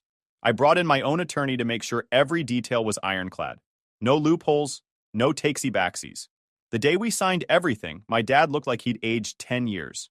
Sat across from me at the attorney's conference table, barely making eye contact. "You're making a mistake," he said as he signed the final page. "This company needs family at the helm." "It has family at the helm," I replied. Me, just not the family member you wanted? Derek wasn't even at the signing. I'd made it clear he was terminated effective immediately as part of the deal. Heard later he threw a massive fit, threatened to sue me, threatened to sue Dad. Dad apparently told him to grow up and get a real job. Almost felt bad for him. Almost. As my dad stood to leave, he tried one last manipulation. Your mother's devastated, you know. This is killing her. Then she should have spoken up when you were treating me like garbage. Actions have consequences. Turns out that applies to parents, too. He left without another word. I officially took over SCS on a Monday. Spent the first week doing damage assessment. It was worse than I thought. Not just lost contracts and revenue. The entire company culture had turned toxic. Morale was in the toilet. People were afraid to make decisions. Everything was running on outdated systems because nobody had authority to implement changes. The warehouse was a mess. Inventory system had degraded back to paper clipboards. Found about $80,000 worth of parts that had expired or been sitting so long they were obsolete. The shop was disorganized. Tools missing, work bays cluttered, safety protocols being ignored. Talked to the techs who'd stayed. Most were looking for other jobs. The good ones felt disrespected and overworked. The mediocre ones were coasting because there was no accountability. Customer service was answering calls at like 60% rate. The rest went to voicemail that sometimes got checked. Our response time for service requests had gone from 4 hours to 2 days. 2 days for commercial HVAC emergencies. The financials were even worse than I expected. Not only was revenue down to $7 million, but profit margins had collapsed. Jobs that should have been profitable were barely breaking even because of poor estimating and worse execution. Overhead costs had actually increased despite lower revenue because Dad had been throwing money at problems instead of fixing root causes. First move, hired Ryan, Lisa, and Tom away from Apex. Took some negotiating. They were happy there, and I had to match their current salaries plus some. Ryan wanted $120,000. Lisa wanted $115,000. Tom wanted $125,000, plus equity stakes. I gave each of them 5% ownership immediately with the option to vest into more based on performance. All three agreed to come back as partners with skin in the game. Second move, brought in an HR consultant to rebuild the culture. Exit interviews with people who'd left. Anonymous surveys with people who stayed. The feedback was brutal, but useful. Management doesn't communicate. Nobody knows what the plan is. Derek was a joke. We miss the old leadership. Company feels rudderless. Created actual job descriptions for every position. Proper compensation structures tied to industry standards. Clear advancement paths so people knew how to move up. Performance review processes. Training programs. No more nepotism, no more favoritism. Just merit-based everything. If you did good work, you got recognized and paid accordingly. If you didn't, you got coached or counseled out. Rebuilt the operation systems I'd originally implemented. Brought back the digital dispatch. Renegotiated vendor contracts. Reinstated the preventive maintenance program. Fixed the inventory management. Set up proper project management protocols. Everything that had been working before I left, brought it all back, plus improvements I'd learned at Apex. Third move, reached out personally to every client we'd lost or was thinking about leaving. This wasn't delegatable. I called facility managers, purchasing directors, maintenance supervisors, explained the ownership change, took responsibility for failures they'd experienced, introduced the new management team, and outlined specifically how we were going to fix problems. Some were skeptical, rightfully so. We'd screwed up their buildings, missed deadlines, cost them money. But enough were willing to give us another shot, especially the ones who remembered working with me before. The hospital that had dropped us? Got them back with a 6-month probationary contract? The school district? Let us bid on their next project. It took 6 months of grinding before we stabilized. Every day was putting out fires and rebuilding trust. But revenue started climbing back up. Client retention improved. We rehired some of the laid-off employees who'd been good. Started winning new contracts. Year 1 under my ownership, we hit $12 million revenue. Not back to the $14 million peak yet, but climbing. Year 2, we hit $16 million. Year 3, last year, we cracked $20 million. SCS is now worth more than it's ever been. We've got 95 employees, all of them paid fairly. Ryan, Lisa, Tom, and I each own 25% of the company. We make decisions together. Everybody gets profit sharing. Culture is solid. And my dad? Last I heard, he and Mom downsized to a smaller house. Derek's working sales at a car dealership in another state, bouncing from job to job like always. None of them have reached out since the ownership transfer went through. I haven't reached out to them either. Do I feel bad about how it went down? Sometimes, yeah. Would have been nice to have a family that actually valued me. Would have been nice if Dad could have just paid me fairly and treated me with respect from the start. But mostly, I feel free. Free from the constant disrespect, the favoritism, the being taken for granted. Free from waiting for approval that was never coming. Free from watching my work get credited to someone else or dismissed as lucky. Some people say I was too harsh. That family should forgive. That I should have worked something out where Dad kept partial ownership. Freak that. Forgiveness doesn't mean letting people keep hurting you. Family doesn't mean accepting disrespect. And keeping someone involved who destroyed what you built isn't noble. It's stupid. YouTube just dropped this new hype feature. If you're hooked on this story, smash that hype button. It tells YouTube this video deserves to blow up, and it keeps even crazier stories coming your way. Story 3. After 10 years of sacrifice, my stepdaughter banned me from her graduation so her real dad could take my seat. Her mom defended her. So I quietly canceled her tuition payments, filed for divorce, and watched her dream crash faster than her fake gratitude. Hey Reddit, long-time lurker here. Never thought that I'd actually post, but I've been sitting on this story for a while and figured it's time to share. Let's just say I learned the hard way what happens when you give everything to people who only see you as a backup plan. It's not one of those dramatic movie-type stories, just real life, messy, and a little satisfying in the end. If you told me 10 years ago that I, Daniel, 41 male, would end up basically raising someone else's kid while her real dad played superhero twice a year, I'd have laughed in your face. But that's exactly what happened. Jenna and I got together a little over a decade ago, and her daughter Mia was around 12 then.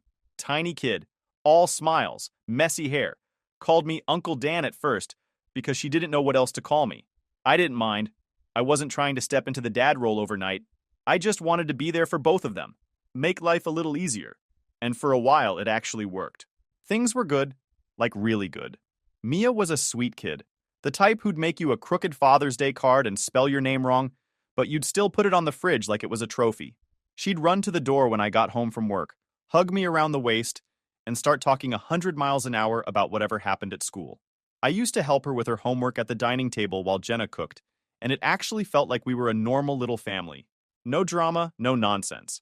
But there was always Brian, the real dad. He'd show up maybe once, sometimes twice a year, usually with some cheap gift and that fake, I missed you so much sweetheart energy that kids fall for. He had this way of making an entrance, like a celebrity dropping by his fans. Mia would light up every time, and I'd just step aside. I didn't compete. I figured kids should have both parents in their lives, even if one of them's allergic to responsibility.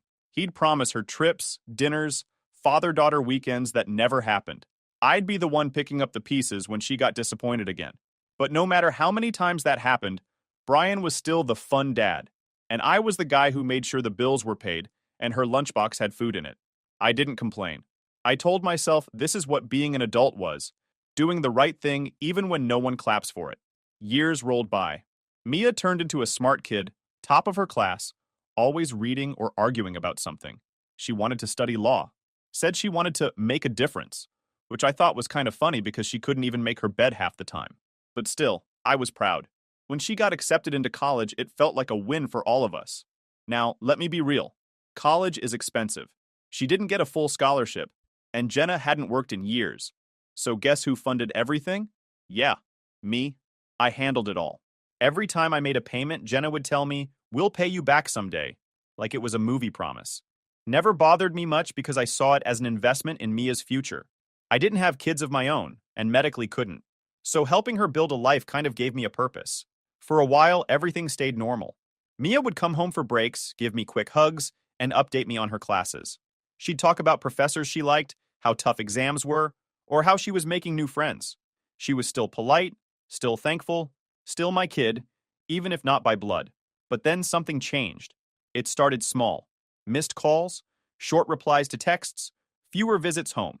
Jenna brushed it off, saying Mia was just busy with her studies. I didn't think much of it at first because, well, college life is hectic. Still, I stayed proud.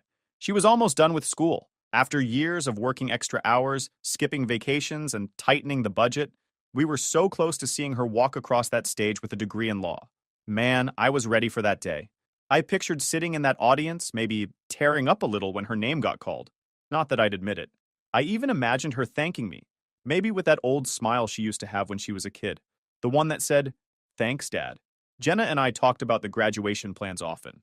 I told her I wanted to take Mia out to dinner after the ceremony, something nice. She nodded and said it was a great idea. We even looked at restaurant options.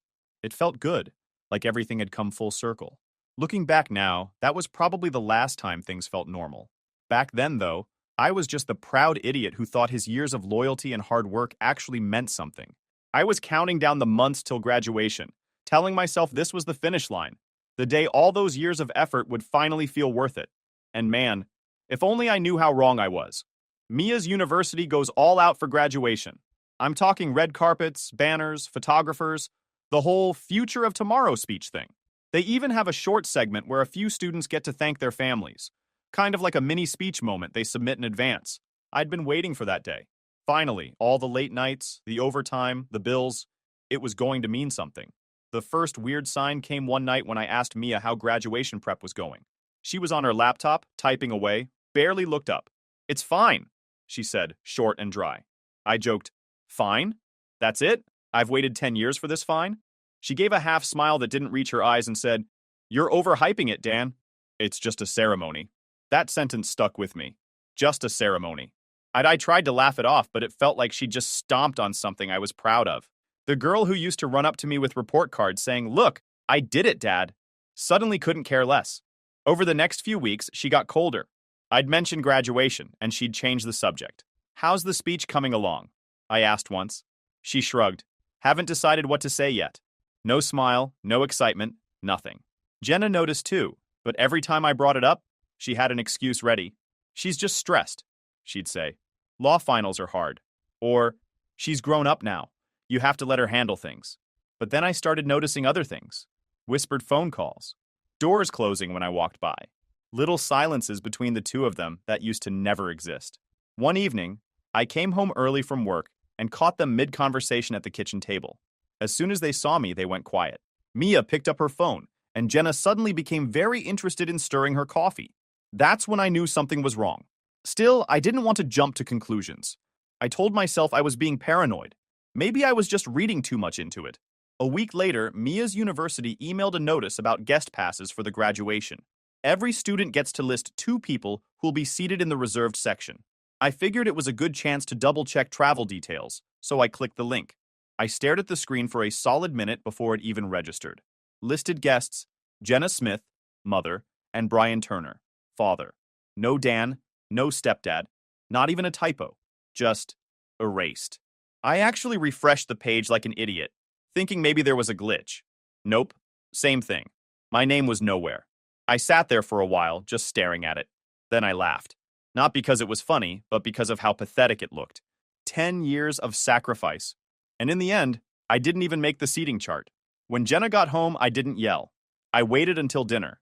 Then I slid my phone across the table with the guest list open and asked, "Want to explain this?" She barely blinked. "Oh, that. Mia wanted her real father to be there. It's her day, Dan. Don't make it about you." That line hit harder than I expected. Not because of what she said, but how casual she was about it. Like I'd been some sort of long-term babysitter and my contract just expired. I asked, "Her real father?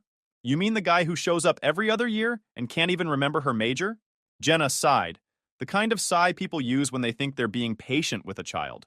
"Please don't do this. You've been great, but it's normal for her to want her biological dad at graduation." I just sat there, calm, cold. My brain went from angry to calculating real quick. Because the thing about me, I don't explode, I plan. That night, I didn't argue anymore.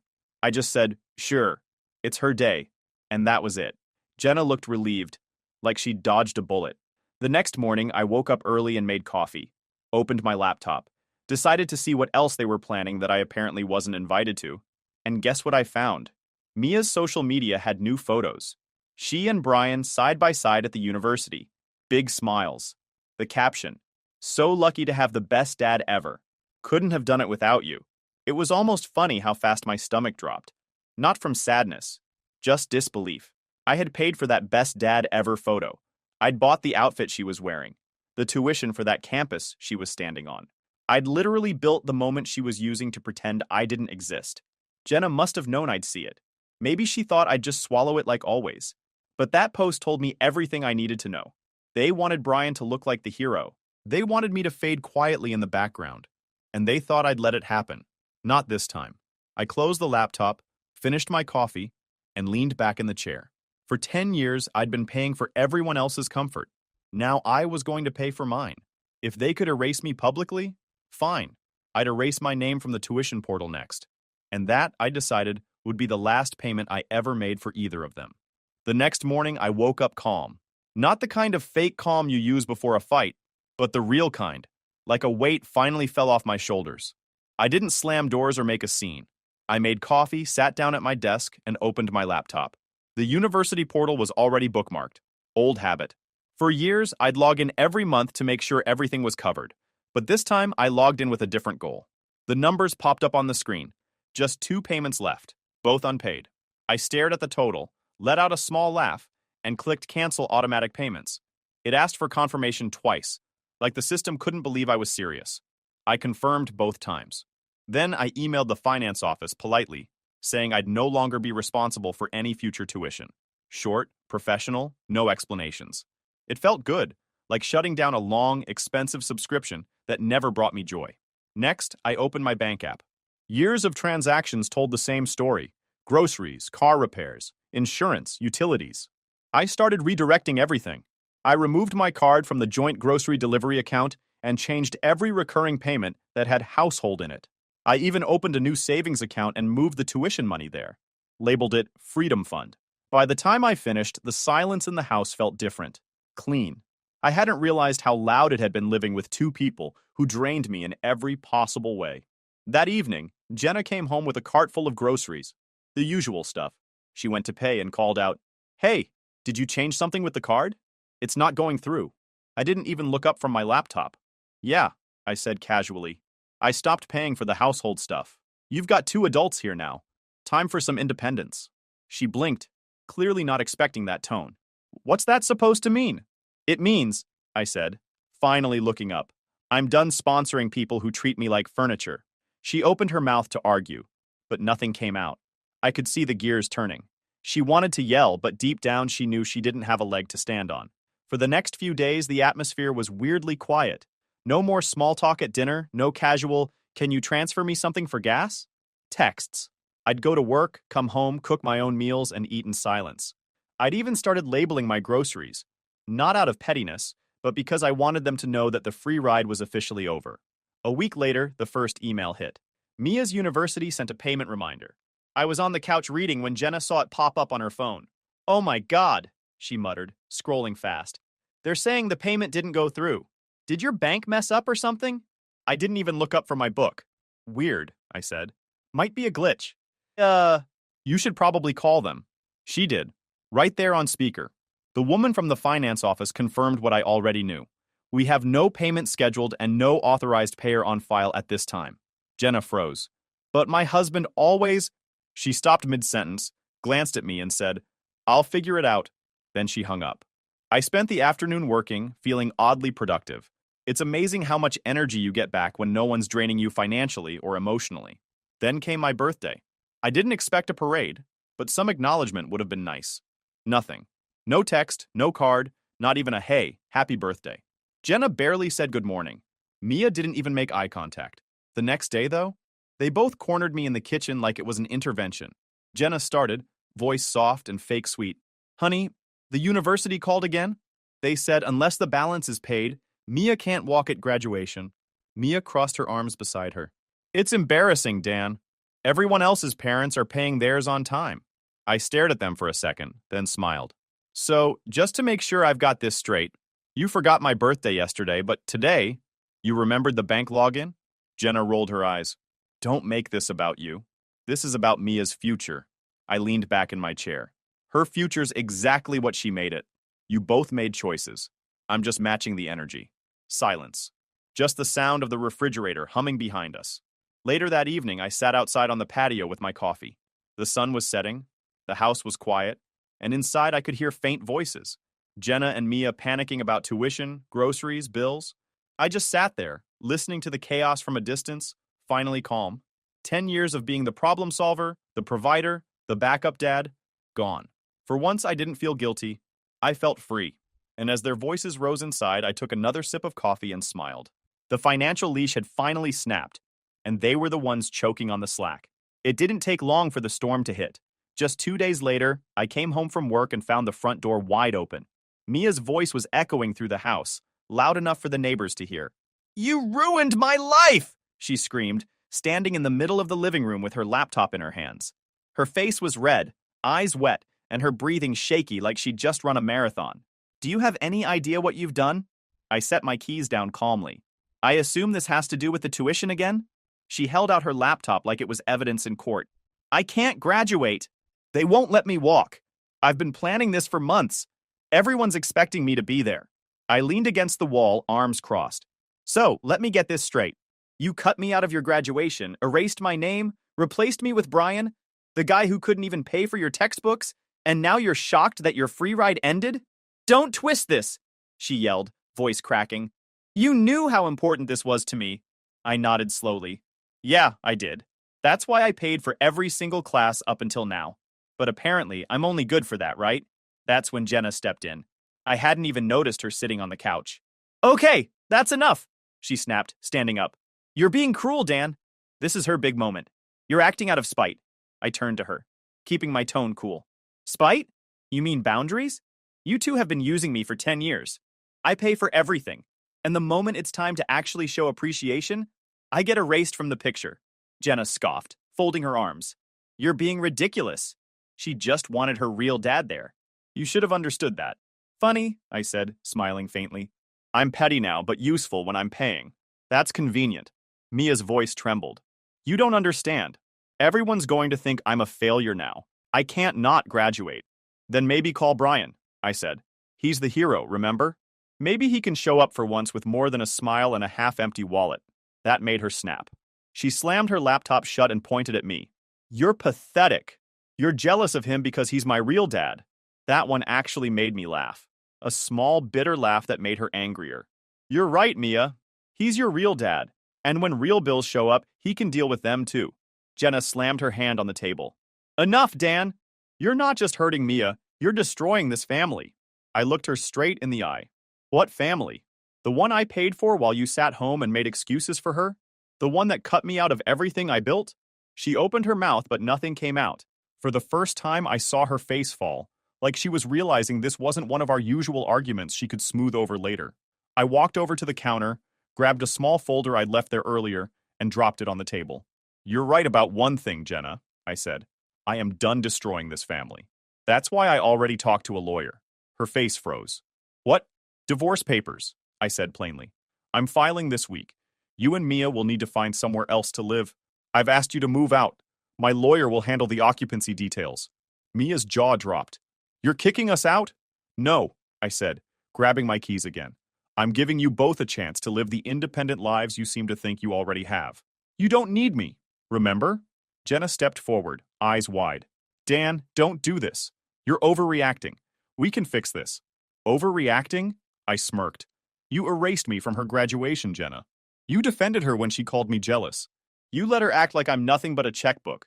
Tell me, what exactly is there to fix?" Her lip trembled. "You can't just throw us away like this." I looked at her calmly. "I'm not throwing you away. I'm just done paying rent for people who never paid respect." Silence filled the room. Mia stood frozen. Jenna's eyes started to water. And for once, I didn't feel bad. I picked up my keys. "You'll get official notice soon. But as far as I'm concerned, this house runs on respect. And right now, you're out of credit." Mia muttered under her breath, "You'll regret this." I paused, glanced back at her, and said, "No, Mia. I've been regretting staying this long." Then I walked out. I sat in my car for a few minutes before driving off. My hands were steady. My chest felt light. For 10 years, I'd been keeping everything running while getting treated like a placeholder. That ended today. Later that night, Jenna sent a long text, trying to play nice, saying I was just emotional, that we could talk it out. I didn't reply. I just turned off my phone and went to bed early for once. The next morning, I woke up early, made coffee, and looked around the kitchen. Half the fridge was empty, the pantry nearly bare, the lights still on because I hadn't turned off the utilities yet. But the house felt different. It finally felt like mine again. I leaned against the counter and muttered to myself, This house runs on respect, not entitlement. And for the first time in years, it actually did. The next few days were quiet. Too quiet. Jenna and Mia walked around the house like ghosts, whispering, slamming doors occasionally, but never directly talking to me. It was obvious they were hoping I'd cave first. I didn't. By day 3, the silence cracked. Jenna cornered me in the kitchen, holding her phone like a loaded weapon. Dan, she said, voice shaking but controlled. Mia talked to the school again. If we don't pay by next week, she won't graduate. Can you please just fix this? For her? I didn't even look up from my coffee. You mean the ceremony where I wasn't invited? Yeah, that one doesn't concern me. Jenna frowned, tone turning desperate. You've always been the adult. Don't do this to her. You know Brian can't. Then maybe Brian shouldn't have played dad if he couldn't pay dad prices. I interrupted, finally looking her in the eye. I'm done being the backup wallet. That's when Jenna tried to guilt trip me one last time. Dan, you raised her. You love her. Doesn't that mean something? I stood up, calm as ever. Yeah, it means I wasted 10 years thinking love was the same thing as respect. Mia stormed out, muttering something about how I'd regret this forever. The door slammed hard enough to rattle the windows. The next morning, my doorbell rang at 8 a.m. I opened it to find Brian standing there, the hero dad himself, wearing cheap cologne and an even cheaper expression. Hey man, he started, pretending to sound friendly. Can we talk? I leaned against the doorframe. About what? Your overdue bills?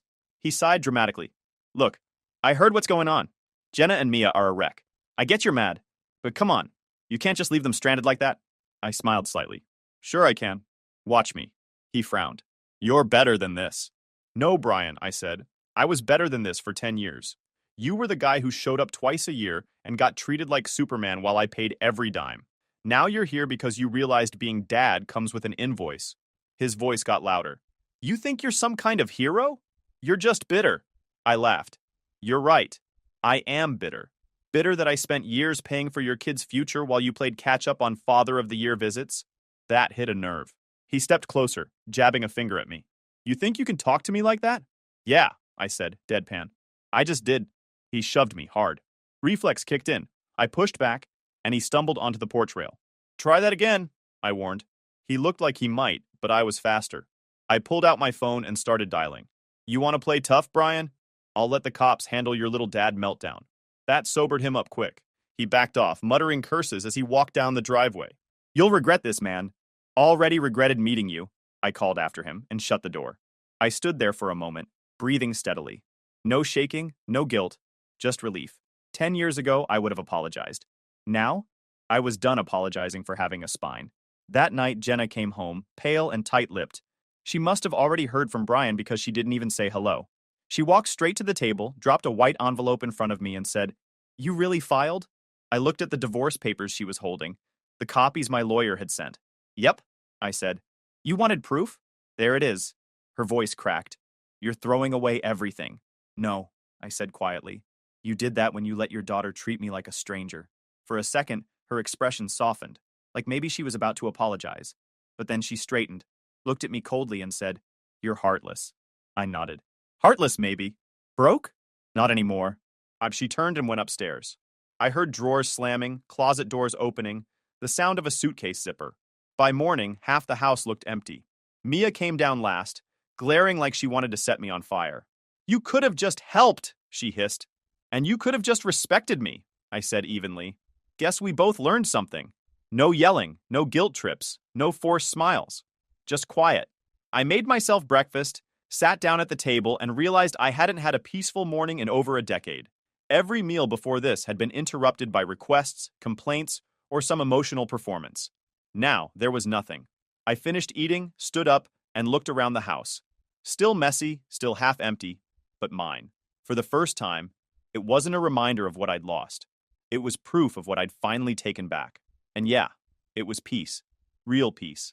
The kind that comes after a storm you should have walked away from years ago. For a few weeks, life was quiet. I thought it was over. But apparently, Jenna and Mia weren't done yet. The first sign came from a coworker, Jerry. He stopped by my desk one morning, hesitant. Hey man, everything okay at home? Best it's ever been, I said, sipping my coffee. He scratched his neck. Weird. Someone said you walked out on your family. Something about leaving your stepdaughter a semester short of graduation? I stared at him. Oh, they're doing that now. That's cute. Turns out Jenna and Mia had been on a full-blown sympathy tour. They told anyone who'd listen that I abandoned them and left poor Mia just one payment away from her diploma. Apparently, Jenna even cried to a few mutual friends, saying I turned cruel after all she'd sacrificed. The story was dramatic enough to get people talking. By day 2, my phone was blowing up with texts.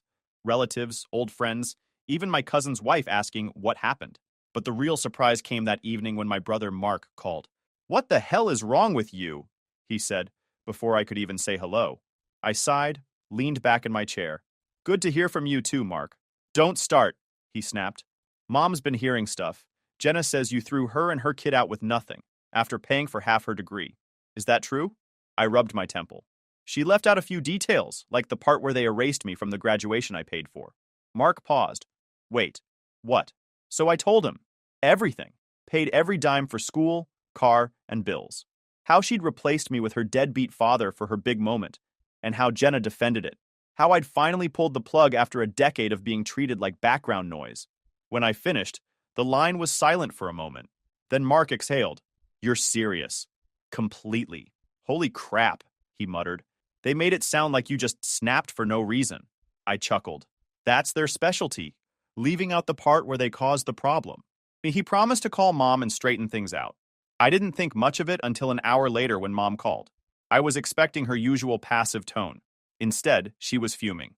"Daniel, I just heard everything," she said, voice sharp. "That woman lied to my face." "Yeah," I said dryly. "She's been practicing." "I'll handle it," she said. "You've done enough for them. Let them figure life out without your money for once." Then she hung up like she was about to go start a war on Facebook. And oh, she did. By the next day, the story had flipped. Mom called a few relatives, who called others, who started posting their opinions online. By the next day, it started to flip. Over the next couple of weeks, Jenna's poor me act completely unraveled. One of Mia's old high school teachers commented under her sob story post, "Funny how you forgot to thank the man who paid for your education." Someone else added, "Didn't your dad disappear for half your life?" It snowballed from there. The comments piled up. Friends who used to praise Mia for being driven started calling her spoiled. People began pointing out that Jenna hadn't worked in years while pretending to be the victim. Even better, the story reached the university circle. A few of Mia's classmates heard what happened and started whispering about it on their student page. Entitled, "Ungrateful, Fake."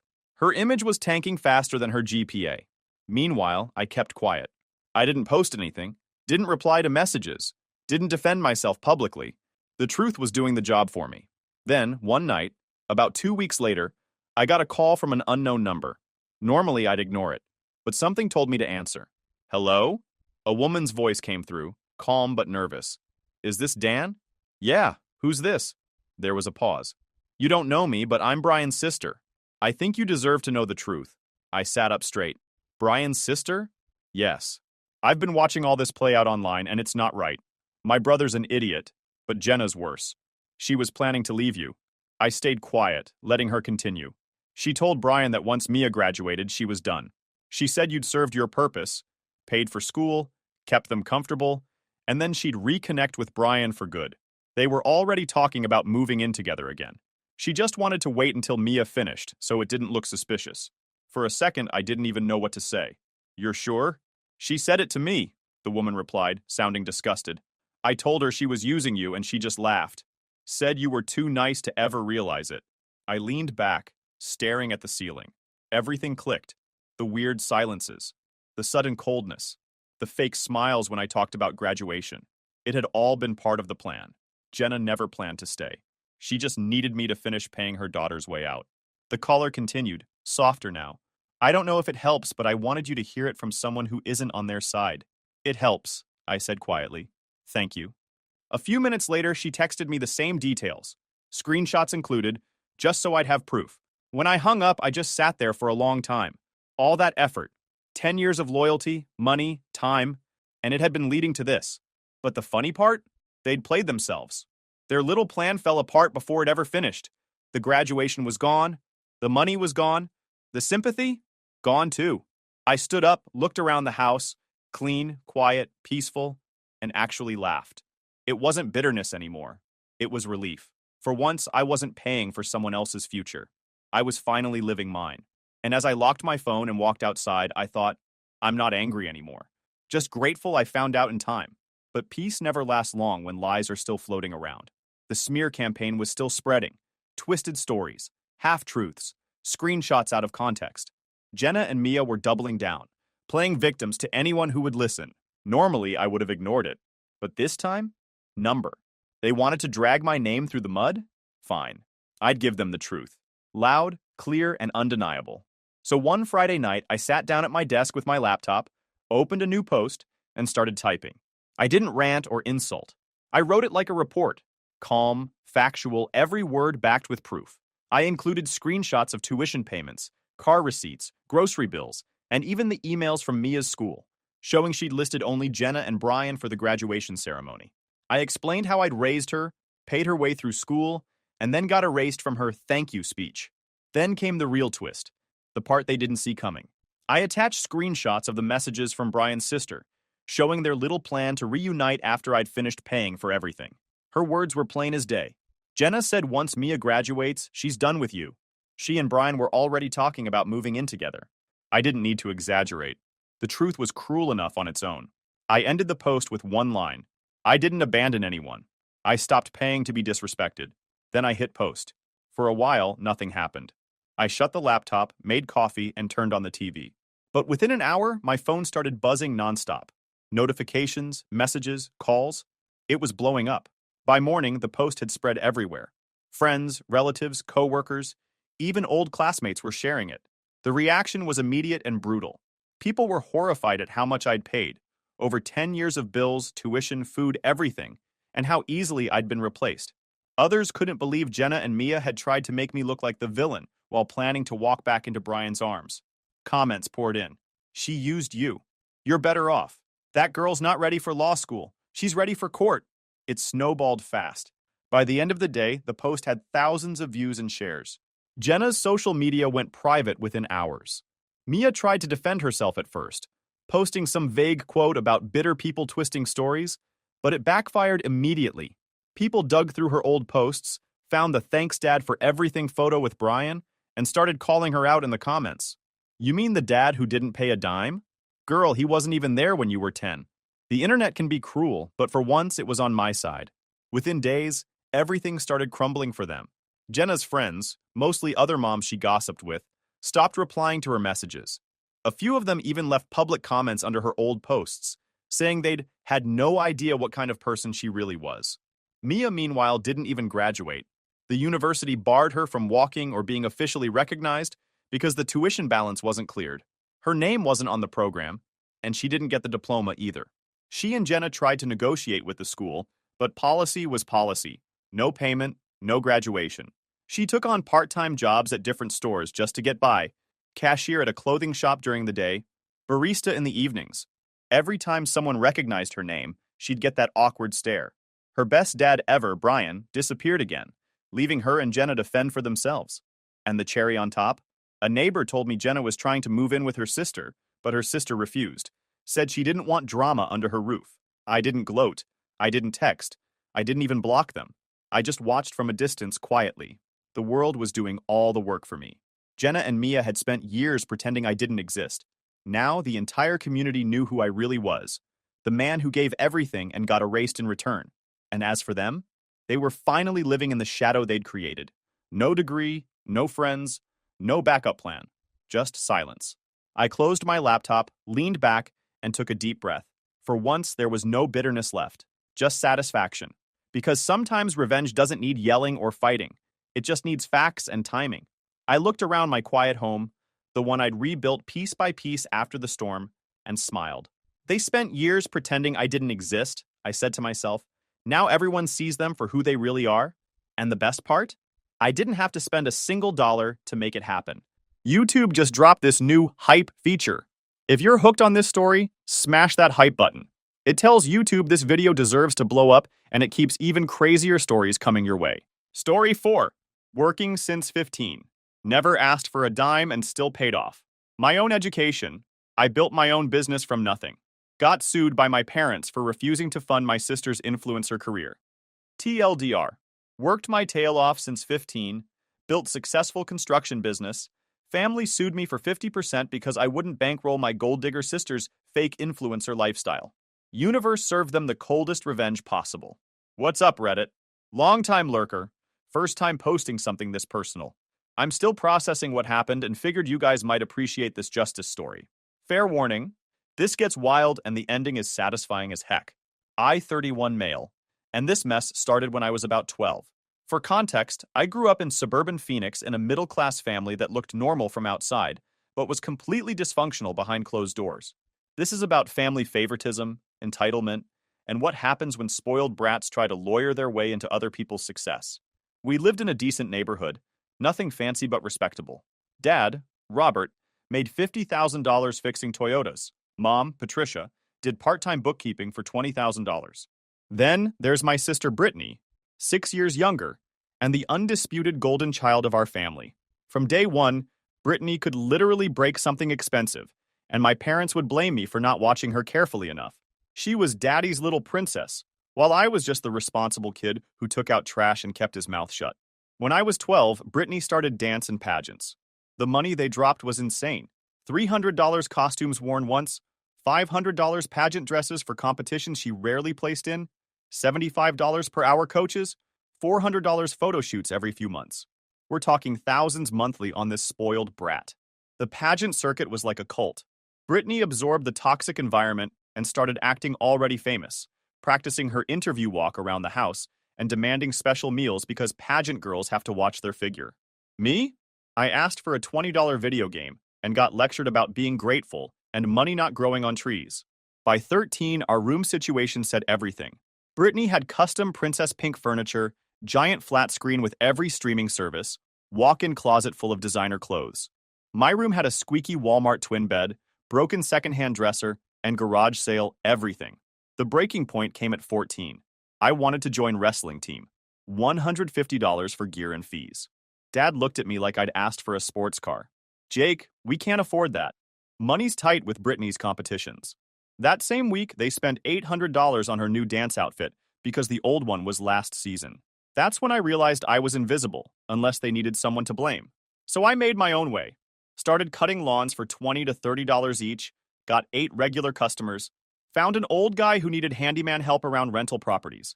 He taught me construction, plumbing, electrical, real skills that would actually matter. This neighbor became the dad I never had, paying me $12 an hour while explaining business, saving money, building something real. Most kids your age worry about video games, he'd say, installing flooring. You're learning to build a future. Meanwhile, Princess Brittany got worse. One competition, she placed 3rd out of 12 and had a complete meltdown about judges not understanding her vision and her costume not being sparkly enough. My parents spent the drive home planning what they'd buy to boost her confidence. When I turned 16, I'd saved enough for a beat-up F-150, $3,500 cash, plus insurance and gas. Dad's first comment? Hope you're not planning to neglect chores now that you have wheels? No congratulations. Just immediate assumption I'd become irresponsible. That same month, they bought Brittany a brand new $18,000 Honda Civic for her birthday. She didn't even have her permit yet, but they wanted her to have reliable transportation. The car sat untouched for 2 months. Every slight, every dollar spent on her while ignoring my needs, it all went into my mental fuel tank. Junior year, I worked full-time for my neighbor after school and weekends. The work was brutal. Drywall in cramped spaces, painting houses in summer heat, installing flooring on my knees for hours. But I loved learning real skills. He bumped me to $15 an hour and taught me the business side, estimating jobs, ordering materials, dealing with suppliers. You've got a natural head for this, Jake, he'd say, installing cabinets. You could run your own operation someday. Despite working 25-plus hours weekly, I maintained solid grades, A's and B's. I'd do homework in my truck during lunch, study while eating dinner, write papers late at night covered in sawdust. Brittany, meanwhile, discovered social media and decided she was going to be an influencer. At 13-14, she'd spend hours taking selfies, making TikTok videos with maybe 20 views, begging my parents for money for content. This girl had 200 followers, but acted like the next big thing. She'd order $500 worth of clothes online, photograph them with elaborate lighting setups, then return half claiming they didn't photograph well. My parents called this entrepreneurial spirit. She developed this whole online persona posting quotes about living your best life and manifesting success, while doing literally nothing except taking pictures. Her captions were filled with hashtags like influencer life blessed entrepreneur when she'd never earned a dollar. Worse was her attitude toward peasants, anyone she considered beneath her, including me. I'd come home exhausted from real work, and she'd make comments like, "You, Jake, you smell like poor people," or "I can't wait to move out so I don't have to see you looking like a homeless person." One time, after 12 hours installing hardwood floors, barely able to walk, she wrinkled her nose. "Could you at least shower before dinner? Some of us have standards." This from someone who'd spent the day taking backyard selfies. My parents encouraged it. "Brittany's just confident," Mom would say. "She knows her worth." Senior year, I'd saved $12,000 and planned community college first, then transfer to state university.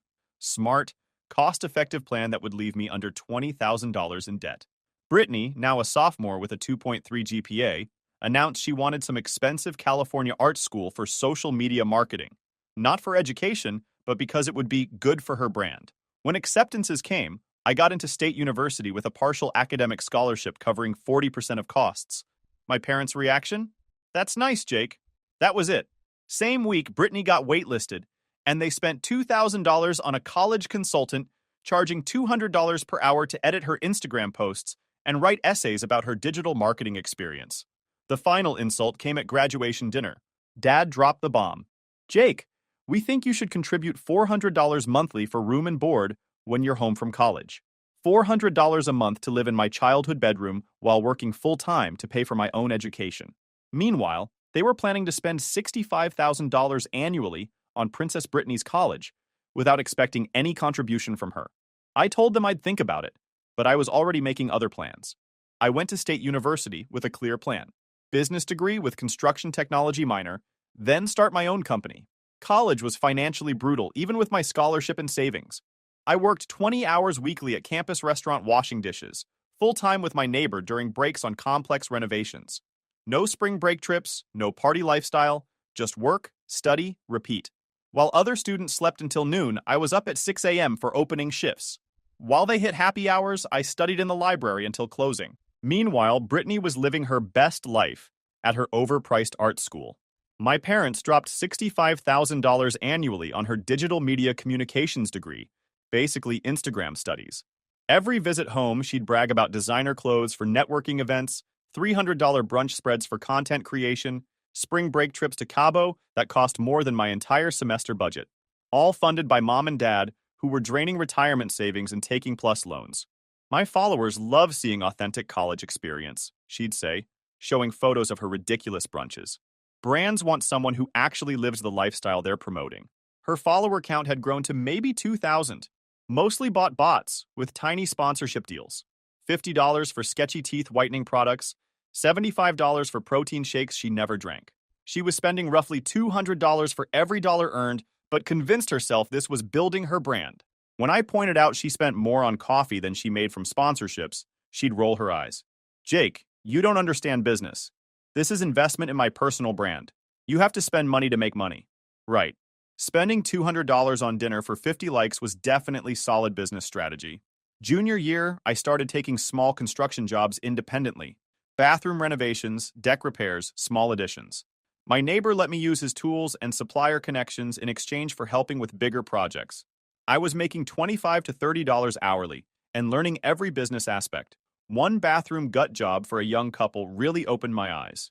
3 weeks of work, they paid me $8,500 for materials and subcontractor fees that cost maybe $3,000.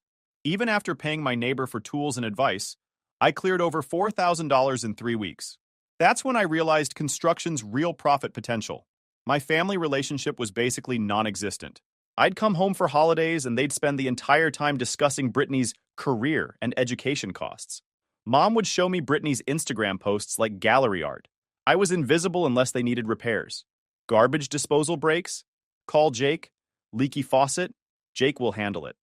The breaking point came Christmas of junior year. I'd maintained a 3.6 GPA while working 25 hours weekly. Exhausted but proud, looking forward to relaxing. Christmas morning, Brittany opened thousands in presents. MacBook Pro for professional content creation, designer handbags for brand partnerships, jewelry for sponsored posts, expensive skincare for beauty collaborations. Everything justified as business expenses. My gift? $50 Home Depot gift card and lecture about not expecting handouts now that I was adult. Then Brittany made the comment that changed everything. At least Jake is finally learning a trade, she smirked, taking selfies with her haul, planning her Christmas unboxing post. Someone has to be the worker bee while the rest of us become successful. Worker bee. To my face. On Christmas morning, while opening presents worth more than I made in 3 months. I looked at my parents, waiting for them to say something. Anything. They just sat there like this was normal. That was it. I was done. I finished college with minimal family contact, became a polite stranger. My neighbor wanted to sell his business at huge discount. We arranged a 5-year buyout deal where I'd take over all contracts and relationships. By graduation, everything was lined up. Business loan approved, licensing handled, insurance sorted. 3 major summer contracts worth over $45,000. Brittany graduated the same year with her useless degree and moved home, announcing she'd focus full-time on her influencer career while needing parental support to build her brand. At 22, she had maybe 5,000 followers, half bots. No real income besides occasional $50 sponsorship deals, an entitlement that would make royalty jealous. Me? I had a business plan and skills to execute it. Right out of college, I hit ground running with my construction business. My neighbor had set me up perfectly. I inherited his crew of 3 experienced guys who'd been working with him for years, his supplier relationships that got me contractor discounts, and solid reputation in local market built over 20 years. First year was brutal, working 70 to 80-hour weeks learning how to manage employees who were older and more experienced than me, dealing with difficult clients who tried to change project scope midway through, handling all business admin stuff like payroll, taxes, insurance claims, and permit applications. But it was my business. Every dollar I made, every relationship I built, every success was mine. When client was happy with finished bathroom renovation, they were praising my work. When referral led to bigger project, it was because of reputation I was building. Within 6 months, I was booking out 3 weeks in advance. Word of mouth in construction is everything, and my guys did quality work fast. We specialized in residential renovations, kitchens that transformed outdated spaces into modern showpieces, bathrooms that went from cramped disasters to spa-like retreats, additions that seamlessly blended with existing architecture, whole house remodels that doubled property values. Meanwhile, Princess Brittany was struggling with reality. Turns out having 5,000 fake followers doesn't translate to actual income. Who could have seen that coming? She'd wake up at noon, spend 3 hours doing her makeup and picking outfits for content shoots, take 500 photos to post one candid shot, then complain that brands weren't taking her seriously. Her biggest sponsorship deal was $200 for promoting some multi-level marketing skincare crap that probably contained more chemicals than actual beneficial ingredients. Her daily routine was pathetic to watch. She'd set up elaborate photo shoots in our backyard using bed sheets as backdrops, take hundreds of photos in slightly different poses, then spend hours editing them with filters and apps that made her barely recognizable. All this effort for posts that got maybe 100 likes, mostly from other wannabe influencers doing follow-for-follow schemes. But instead of getting real job or reassessing her life choices, she doubled down on delusion. She convinced my parents to fund professional photo shoot, $2,500, website redesign, $1,800, and some social media management course, $3,200, taught by someone who probably had fewer real followers than she did. I just need to invest more in my brand, she'd say while eating cereal at 2 p.m. All successful influencers say you have to spend money to make money. It's about playing long game. My parents somehow bought into this nonsense. They were still paying her phone bill, car insurance, health insurance, plus giving her $1,200 a month in living expenses while she lived at home rent-free. They'd rationalized it as supporting her during launch phase of her business. They'd even converted garage into content studio for her, complete with ring lights, backdrop stands, professional camera equipment, and climate control so she could shoot year-round. Another $4,000 down drain for what was essentially elaborate playroom for grown woman. Worst part was listening to her talk about money, like she had any clue what work was. She'd see my dirty work clothes and truck and make comments like, "When I'm successful, I'll hire people like Jake to fix my mansions. It's important to support blue-collar workers." Or she'd complain about brands not paying her enough. "These companies are so cheap. They only want to pay me $100 for post when I have almost 8,000 followers now." She'd bought another 3,000 fake followers, thinking nobody would notice the sudden spike in followers with zero engagement. Meanwhile, I was making more in a week than she'd made all year from her career. By end of my second year in business, I was pulling in 180,000 annually and had expanded a crew of 6 guys. I bought my first house, 1,800 square foot ranch, that I renovated myself using skills I'd learned over years. Nothing fancy, but it was mine and paid off in 3 years through aggressive extra payments. The renovation was my masterpiece. Gutted kitchen and installed custom cabinets, completely redid both bathrooms with high-end fixtures, refinished all hardwood floors, updated electrical and plumbing throughout. House went from dated 1980s mess to modern showcase that would have cost someone else $150,000 to achieve. Year 3. I landed contract to renovate high-end neighborhood development. 12 custom homes, complete gut renovations for wealthy clients who wanted everything perfect. Contract was worth $850,000 over 8 months. More money than I'd ever imagined making.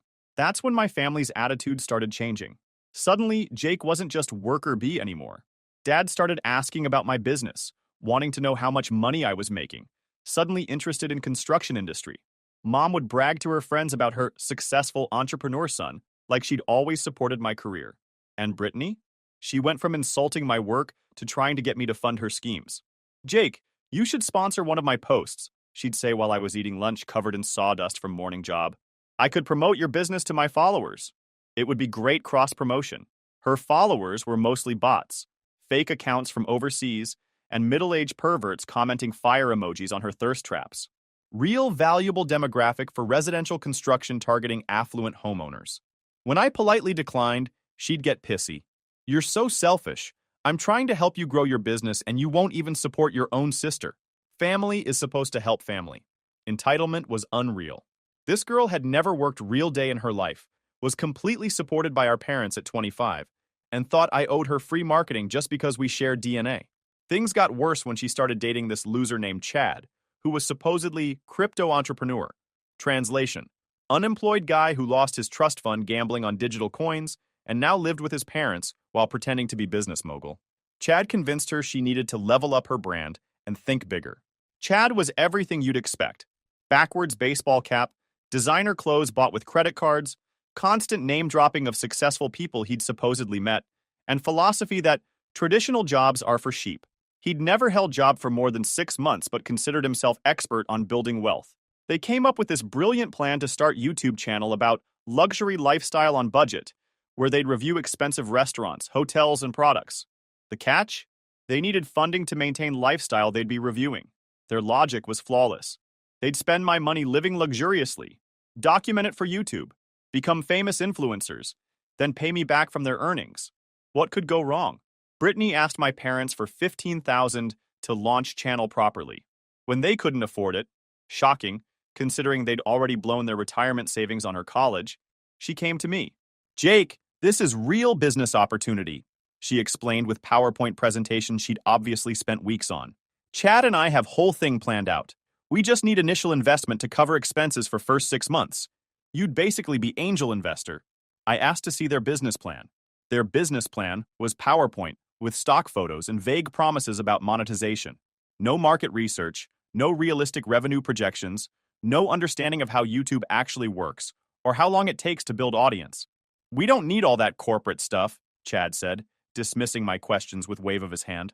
Social media is about authenticity and vibes. You can't put vibes in spreadsheet. Right. I told them I wasn't interested. That's when Real Brittany came out. After I turned down Brittany's ridiculous YouTube scheme, family dynamics completely shifted. Suddenly, I wasn't successful, brother. They wanted to brag about. I was selfish jerk who was holding back family. Harassment started small. Brittany would make passive-aggressive comments about how some people forget where they came from and how real family supports each other's dreams. She'd post cryptic social media stories about fake people and blood being thicker than water until money gets involved. Then it escalated. She started posting subtle digs on social media about fake family members and people who get successful and abandon their loved ones. Her dozen real followers ate it up, commenting supportive messages about cutting toxic people out of your life, without knowing they were talking about her own brother. My parents joined pressure campaign. Dad would call asking for business advice, but really just fishing for information about my finances. How much did I charge per job? What were my profit margins? How much did I have saved? All innocent questions that felt like interrogation. Mom would guilt trip me about how disappointed they were that I wasn't helping Brittany achieve her potential. She'd compare me to other successful siblings who lifted up their families and hint that maybe I'd forgotten where I came from. Breaking point came at Thanksgiving dinner.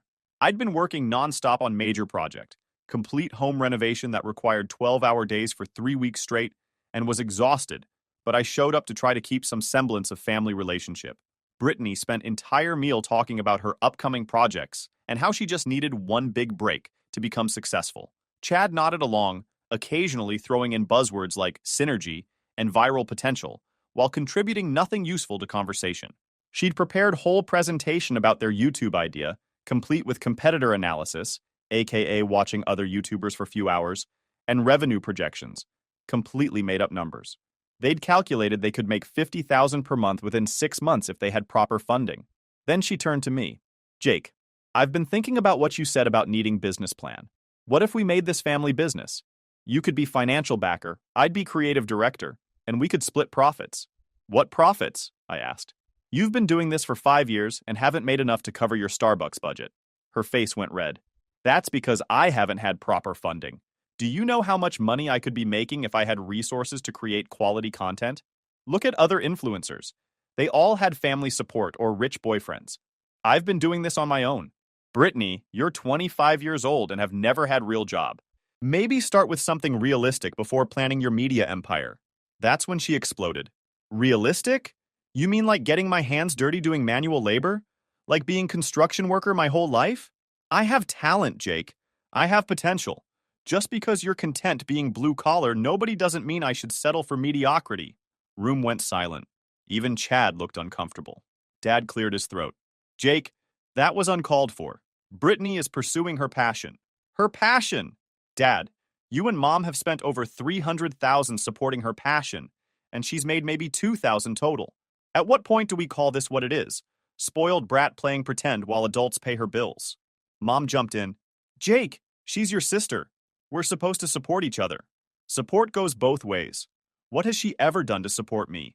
She's never even acknowledged my success, let alone contributed anything to this family except bills. Brittany was crying now, manipulative kind where she could still talk clearly between sobs. I can't believe you're attacking me like this. All I've ever wanted was for my family to believe in me.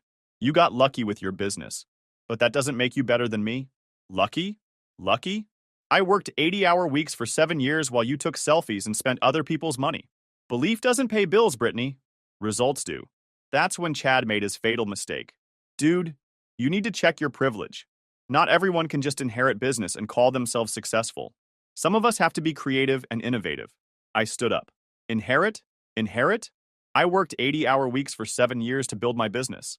I paid my own way through college while your girlfriend racked up $250,000 in debt for useless degree. Don't you dare talk to me about privilege. Argument devolved from there. Voices raised, old grievances aired, lines crossed that couldn't be uncrossed. Dad accused me of forgetting my family now that I had money. Mom cried about how I was tearing family apart over petty jealousy. It ended with me walking out and not speaking to any of them for 3 months. That's when I got certified letter.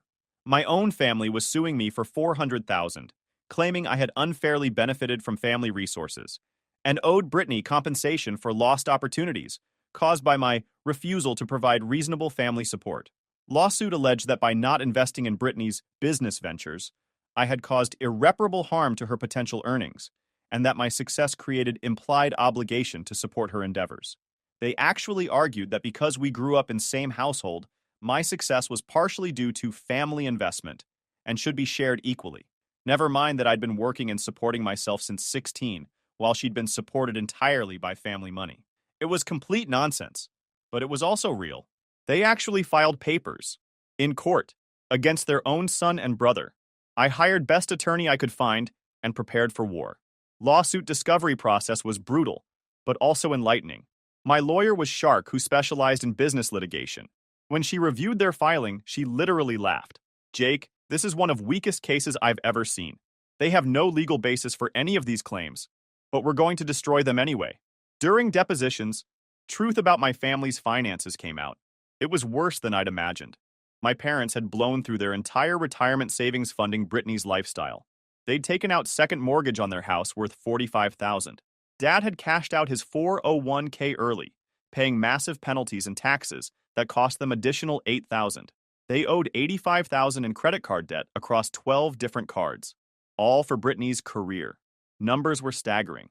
Over 8 years, they'd spent $340,000 on her college, $265,000, living expenses, $48,000, equipment, $12,000, travel, $8,000, photo shoots, $4,000, courses, $2,500, and various schemes, $500.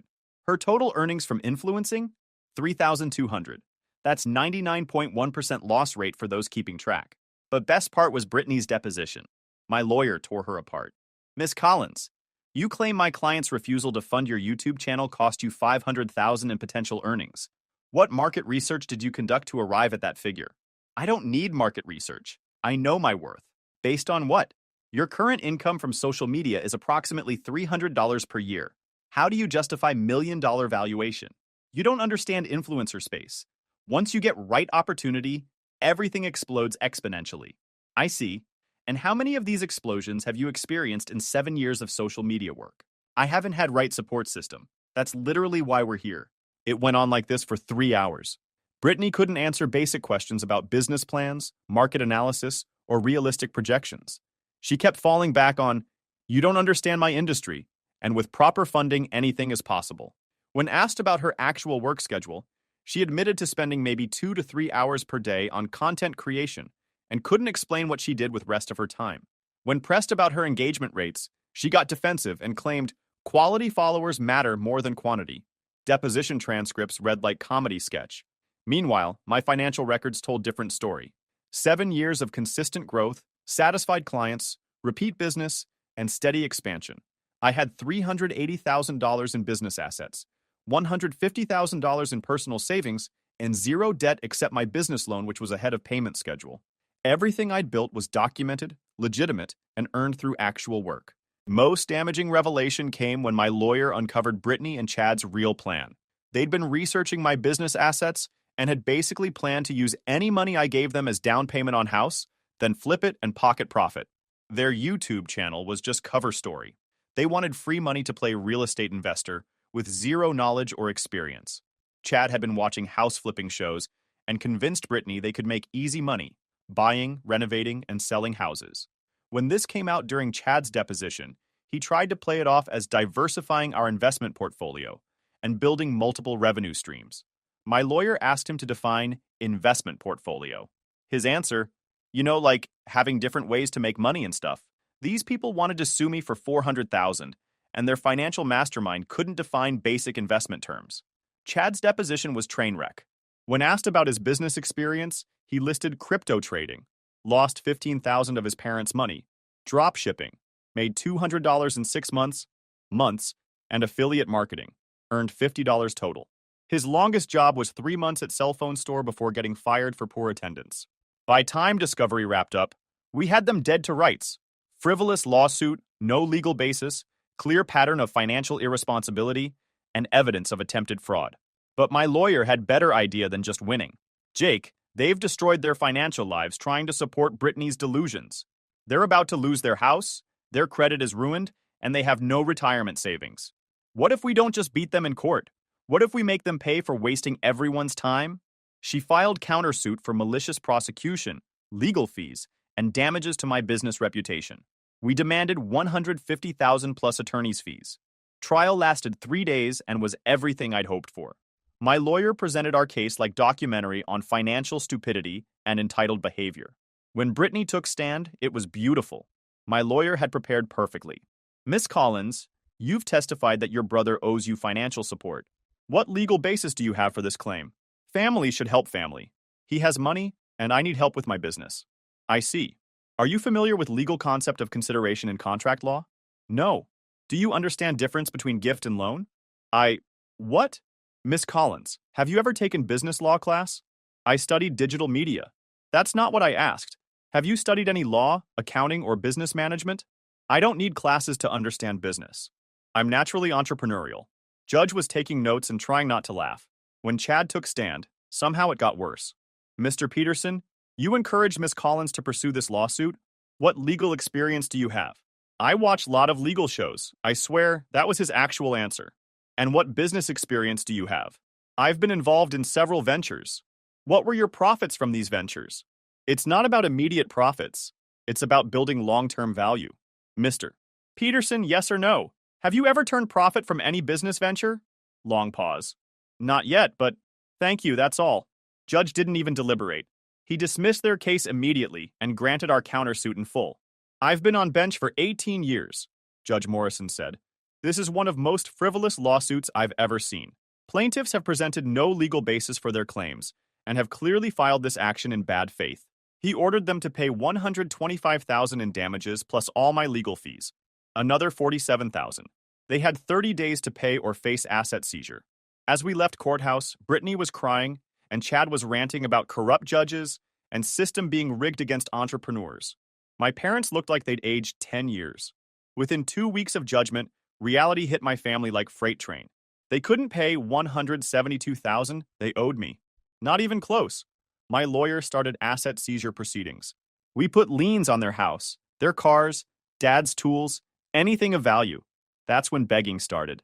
Dad tried tough guy approach initially, then broke down completely. Jake, please. We're going to lose everything. We made mistake, okay? We know that now. But we're still your parents. Parents don't sue their children, I replied. You made your choice. Most pathetic calls came from Brittany. First, anger. You're destroying family over money. Then, manipulation. Jake, I've learned my lesson.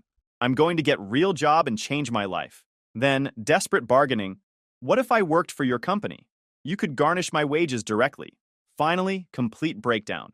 Jake, please. Chad left me when he found out about money. I have nothing. Mom and Dad might have to declare bankruptcy. You're literally destroying our entire family. Funny thing was, she still didn't get it. Even while begging me for mercy, she couldn't acknowledge what she'd done wrong. 3 months after judgment, they defaulted on payment. My lawyer moved to seize their assets. House went up for auction. Dad's truck got repossessed. They had to move into a 2-bedroom apartment in the worst part of town. Dad got fired from dealership when they found out about wage garnishment. Mom had to take full-time job at call center for $12 an hour. Brittany moved in with them and got job at Target. Her social media career died overnight when she couldn't afford to maintain her image. Final call came from Dad 6 months later. He'd aged 20 years and sounded completely broken. Jake, I know you hate us. I know we messed up beyond repair. But your mother is having health problems, and we can't afford her medications. I'm not asking you to forgive us. I'm asking you to have mercy.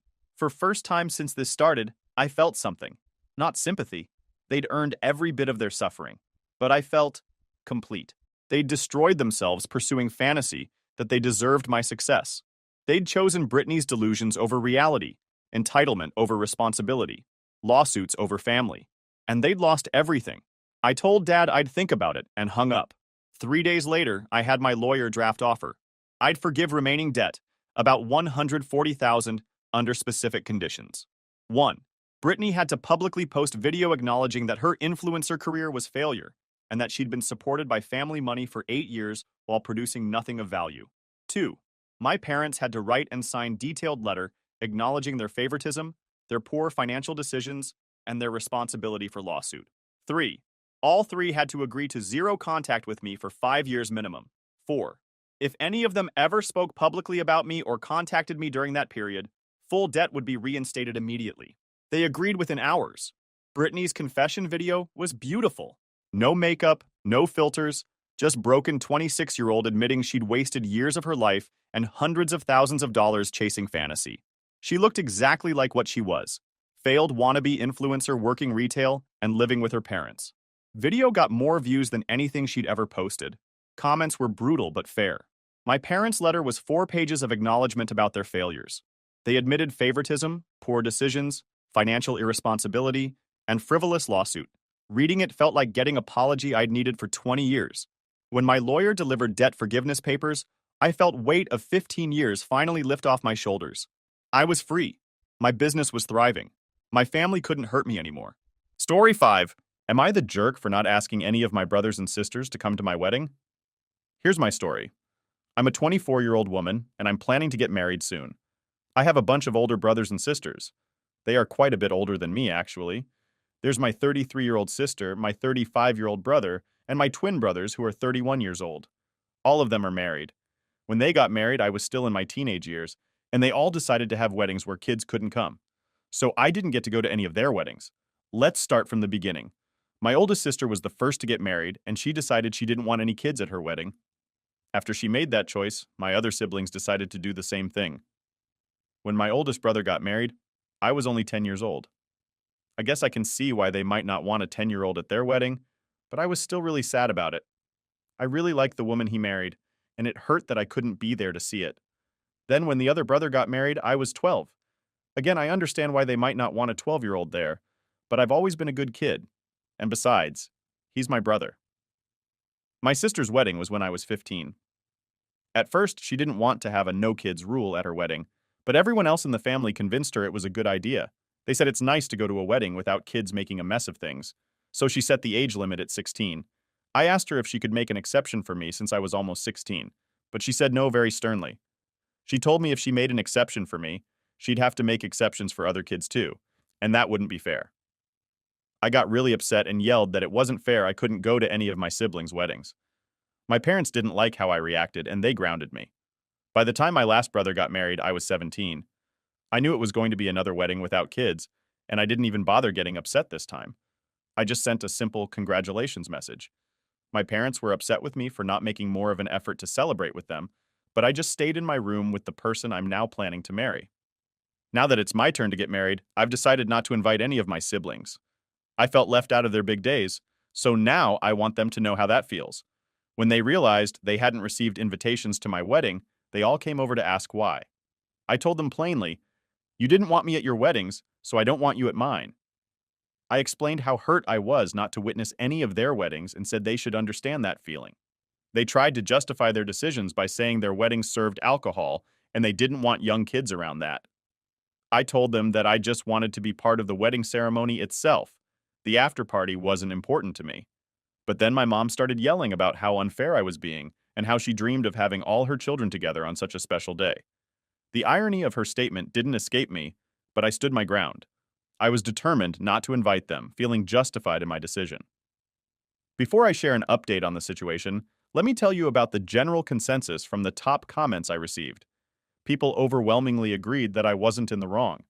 They found it harsh and unnecessary that my siblings chose to exclude me from their weddings. The excuse they used about alcohol not being suitable for children at such events was seen as just that, an excuse. It's not difficult to prevent kids from accessing alcohol at family gatherings. Some pointed out that while it's acceptable to have an adult-only wedding due to various reasons, including the potential for young guests to cause disruptions or the additional costs involved, excluding a close family member is unheard of. I wasn't just any kid. I was their sister. Being left out of such significant family milestones felt not only inappropriate, but deeply hurtful. It highlighted a strange and unwelcoming distance between me and my siblings, making it hard to feel close to them or my mother. People suggested that I should firmly communicate my decision to my mom and then end the conversation if she persisted in trying to change my mind. If my mom truly wanted her children to celebrate together, she had numerous chances to ensure I was included in my siblings' weddings, but chose not to take them.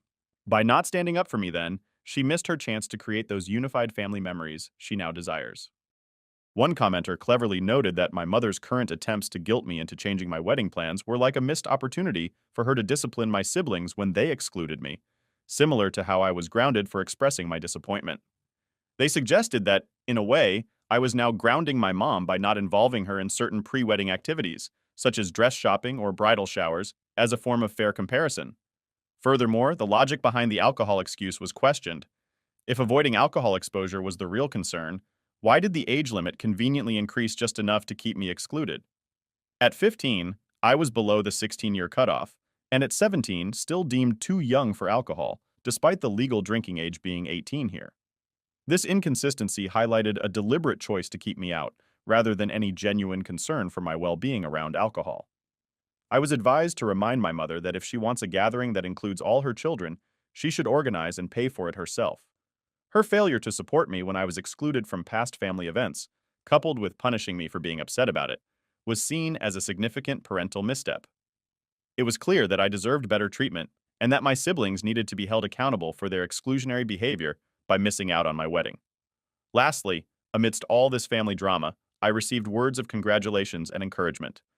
Despite the challenges, the support from others reaffirmed my decision and reminded me that I was doing what felt right for me on my wedding day. Not at all the wrong one here. If you're considering inviting your entire family, it's crucial to remember that your parents haven't done anything wrong in this situation. However, if your mom or any other family member continues to complain or yell about your wedding decisions, you might want to rethink their invitations to the wedding as well. It's deeply regrettable that you've had to experience such behavior from your siblings and parents. If I were in your shoes and my family caused trouble over my wedding choices without ever apologizing for their past actions, I'd consider reducing contact with them to a minimum. If they kept causing problems, I might even stop talking to them altogether. Congratulations on your upcoming wedding. I hope your marriage is filled with happiness and that you thoroughly enjoy your ceremony and celebration. Now, for the update. The day after I shared my story, I had a conversation with my family. I told them the only condition under which I would invite them to the wedding was if they explained their actions in full detail. Otherwise, they wouldn't receive an invitation. There was a moment of awkward silence and some confused looks before they finally shared the truth with me. It turns out I am actually the cousin of my siblings, and I was raised by my uncle, who is my father's brother, after my own father passed away. My family doesn't know who my mother is. Because I was young and needed a lot of care, I wasn't seen as a sibling by them, which led them to distance themselves from me. My brothers admitted to sometimes feeling resentful towards me. My parents expressed shame for not having told me this sooner. The whole situation left my cousin feeling uncomfortable, and I decided to leave. In the end, my partner and I chose to elope. We realized that the traditional wedding wasn't what either of us truly wanted. What mattered most was being with those closest to us. So, we celebrated in a small, intimate ceremony with just a few friends. We decided to save the money we would have spent on a big wedding for a trip to our dream country. My parents were upset that we didn't have a big celebration, but honestly, I don't mind. The day was about us and what we wanted. I was taken aback by the reactions some people had to our decision, with some messages criticizing us for being too immature to marry.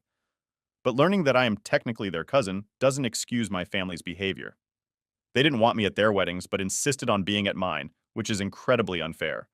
And my parents, who have now shown themselves to be even more problematic, failed to inform me of my real relationship with my siblings.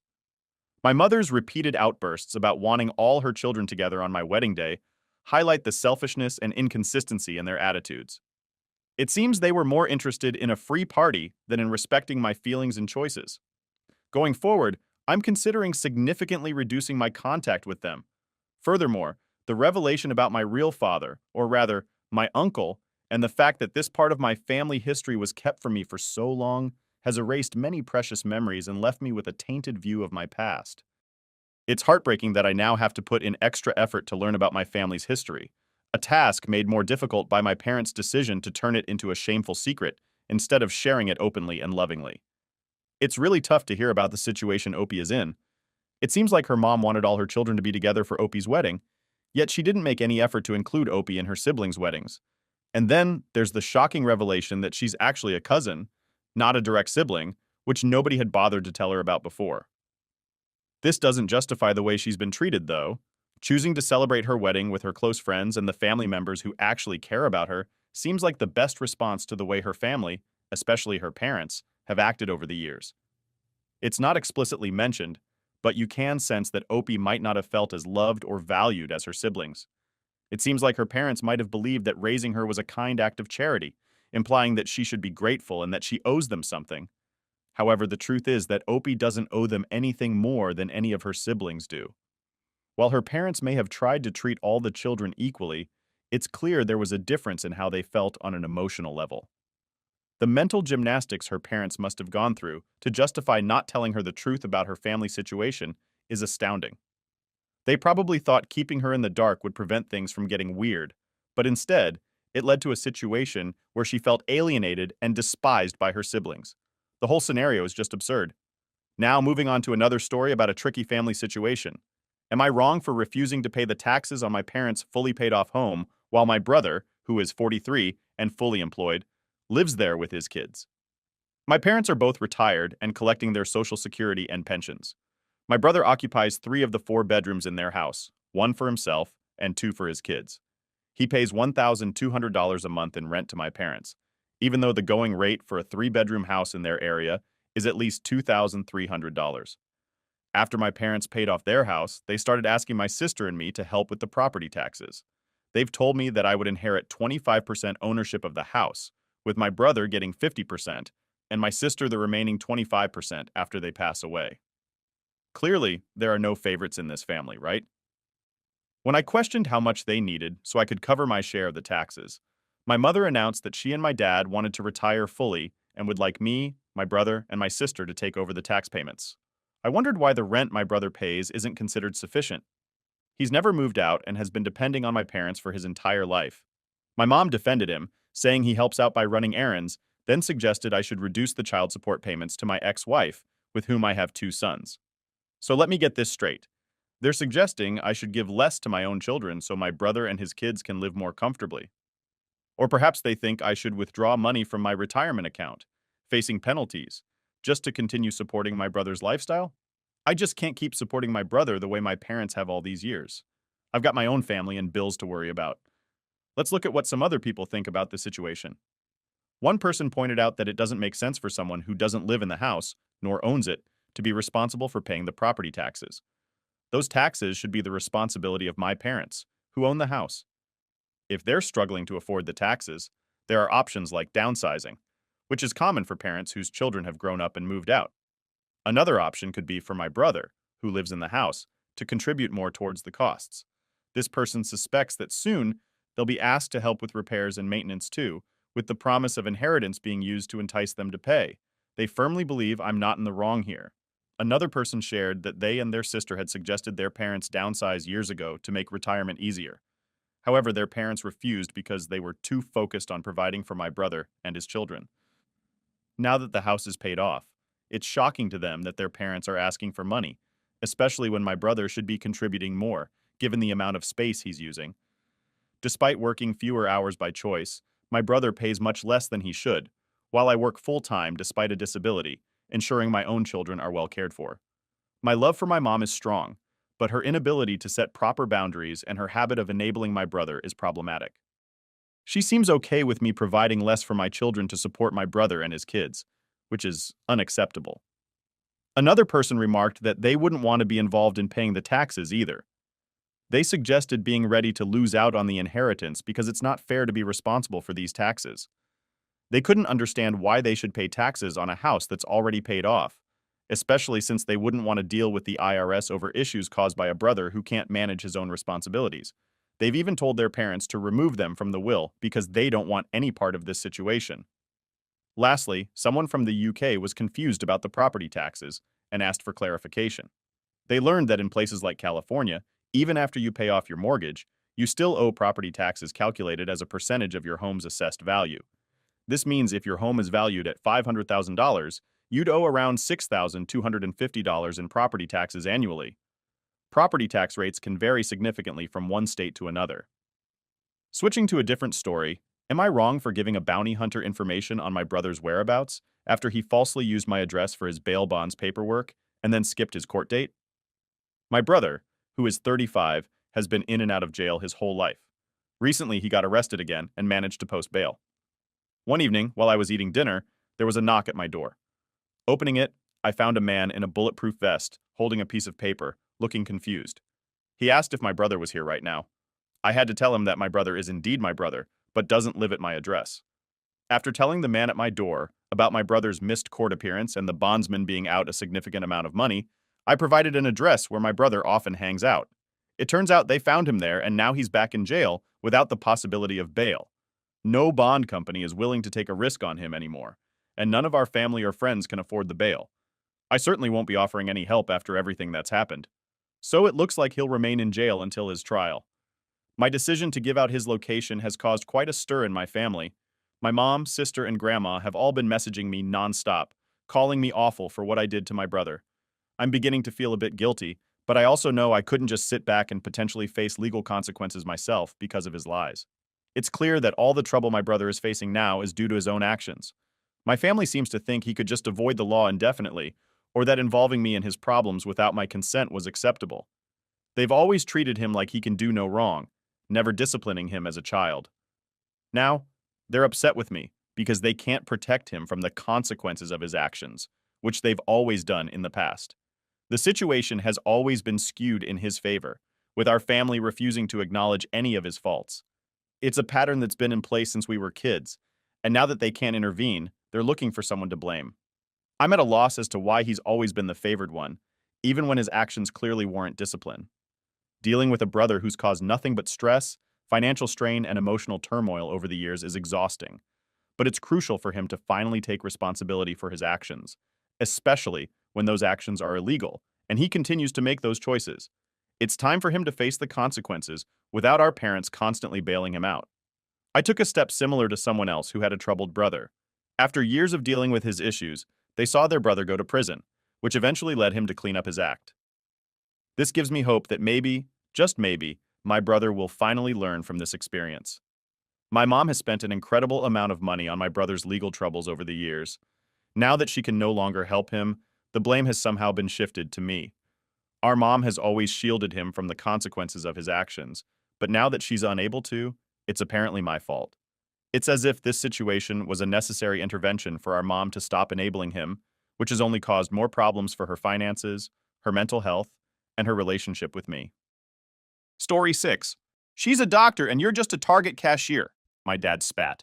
So I went silent for 4 years and came back owning 5 properties and their retirement plan. Friendly PSA. If you're going to treat one of your kids like garbage while worshiping the other one, maybe make sure the disappointing one isn't secretly building a real estate empire. My parents learned this lesson the hard way, and boy was it satisfying to watch. I, 28, male, have been getting shit on by my family since basically forever. My parents never tried to hide the fact that they had a favorite kid, and it wasn't me. Growing up, it was always Celia got straight A's again, and Celia got into the honors program, while my report cards barely got a glance. Don't get me wrong, I wasn't a bad student. Solid B's with some A's mixed in, but I wasn't the academic superstar my sister was. I was more of a hands-on guy. While Celia was memorizing biology textbooks, I was the kid taking apart old computers and rebuilding them, or helping our neighbor fix his deck to earn some cash. My dad was always big on status and appearances. He worked as a mid-level manager at some corporate office, always talking about getting a promotion that never seemed to materialize. Dude literally had a whole collection of motivational posters in his home office with shit like persistence and excellence, ironic since he'd been stuck in the same position for like a decade. Mom was a high school teacher who spent most of her time bragging about her gifted daughter to her coworkers. Meanwhile, I was the kid who got a "that's nice, honey" when I won the school's woodworking competition. Not even a congratulations, just a half-assed acknowledgement before they went back to discussing Celia's latest academic achievement. When college time came around, Celia got into this fancy private university with a partial scholarship. My parents took out loans, drained savings, did whatever it took to send her there. They even remortgaged the house, which I only found out years later.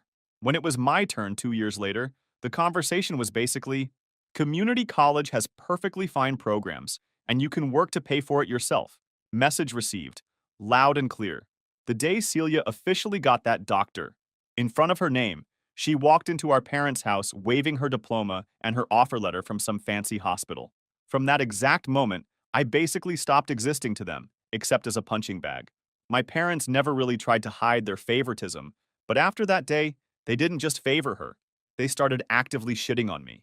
I still remember this family dinner where my dad straight up told me, "She's a doctor saving lives, and you're just scanning groceries at Target." I just stared at him thinking, who say this to their son? But he didn't stop there. He leaned back in his chair, smirked, and said, "Honestly, Marcus, if Celia didn't exist, we'd have no one to be proud of. At least one of our kids turned out to be worth something." He didn't even flinch, just kept eating like he hadn't just called his own son worthless with his whole chest. My mom laughed so hard she had to wipe her eyes. Then she chimed in, "Don't be so dramatic. He just means we can't exactly brag about someone who stocks shelves." Celia didn't even try to stop them. She seemed to enjoy the show. She just sat there with this smug little smile, sipping her sparkling water like she was too good for all of us. I kept thinking about how I'd fixed her laptop for free just the week before when she'd spilled coffee all over it. Funny how my useless skills were suddenly valuable when she needed them. After that, it became their favorite pastime to rip into me. Every holiday, birthday, random Sunday dinner, whatever. If I ever mentioned anything about my job or what I was doing, my parents would roll their eyes. My mom would say shit like, "Maybe someday you'll do something that matters." and my dad would just sigh and shake his head. The worst part? My parents had this framed wall in the hallway they called the Family Achievement Wall. It had about 20 photos of Celia, graduating med school, getting her first white coat, standing with some important doctor, and literally one photo of me. It was my high school graduation picture, and I swear they only included it because my grandparents called them out for not having any pictures of me at all. Celia got worse over time. Marcus the minimum wager, she called me in front of our extended family once. Put that on your name tag. When she bought her BMW, my parents wouldn't shut up about it, constantly asking when I'd upgrade from that beater. I drive a 2009 Civic that runs perfectly fine. When she bought her condo, they asked when I'd stop living like a broke college kid. When she went on vacations to Europe, they'd remind me that people with real careers get to travel. One Christmas, my dad literally gave me a book called From Mediocrity to Success, Finding Your Path, like, as my actual present. In front of everyone. My uncle choked on his eggnog. I tried different approaches. I stayed quiet. I defended myself. I skipped visits. Nothing changed. The second I walked through their door, I was back to being their favorite target. The only people who ever stood up for me were my grandparents.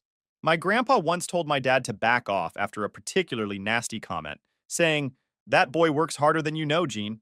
My dad just scoffed and said, "We're only teasing." My grandma June would always pull me aside and tell me she was proud of me no matter what, but it didn't change the overall dynamic. By the way, my grandpa was the only one who ever really got me. He was a carpenter his whole life, built things with his hands, just like I like to do. He used to say, "Some people build with their minds, others with their hands. Both types build the world we live in." He gave me my first tool set when I was 12, showed me how to fix things instead of replacing them. Those skills turned out to be way more valuable than anyone in my family realized. Celia stayed the golden child. I was the disappointment they wished would finally grow up. What none of them knew was that I'd been quietly building something on the side. 3 years ago, I scraped together enough for a down payment on a rundown duplex, fixed it up myself on weekends, rented both units, used that income to leverage another property, then another. I never told them. What was the point? They'd just find some way to make it about Celia. The only person who knew the real me was my girlfriend Nina. She's my biggest fan. Quiet, smart as hell, and sees right through people's bullshit. I never brought her to meet my family. I knew exactly what they'd say about a bookstore girl. My mom would probably ask her when she was planning to get a real job or make some comment about how Celia dated a neurosurgeon once. But Nina's been my rock through all this. She knows everything, sees everything, and never once asked me to prove myself to her. One night after a particularly brutal family dinner, where my dad suggested I shadow Celia at the hospital to see what real work looks like, Nina helped me realize something important. "You know why your parents' approval matters so much to your sister?" she asked. "Because she has nothing else. No real friends, no hobbies, no life outside of being the successful daughter. You have a whole life they know nothing about. That's your power." She was right, and that power was about to become very, very real. So about 2 years into Celia's reign as family royalty, little cracks started showing. First, it was small things. Canceled visits. Shorter calls with my parents. Then at Thanksgiving dinner, she mentioned her husband Brad couldn't make it because of work stuff. My parents immediately jumped in to defend him, saying how important his job as a financial analyst was. Shooting me looks like, unlike some people at this table. What she didn't tell them was that Brad had actually moved out 3 weeks earlier.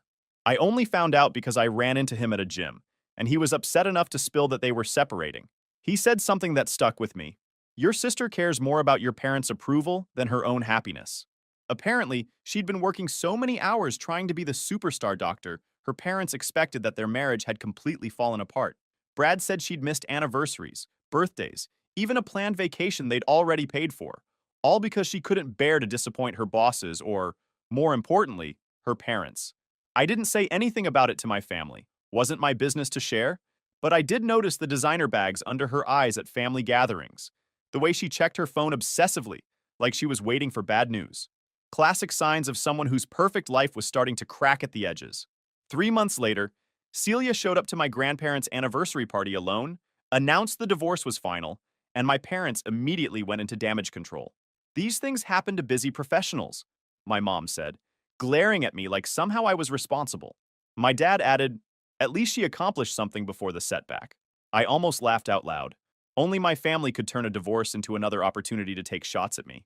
That night, my grandpa pulled me aside and said, You notice how they never ask how you're really doing, Marcus? That's their loss. You keep building your life quietly. The loud ones burn out first. He had no idea how right he was. Over the next year, Celia started showing up to family events looking exhausted.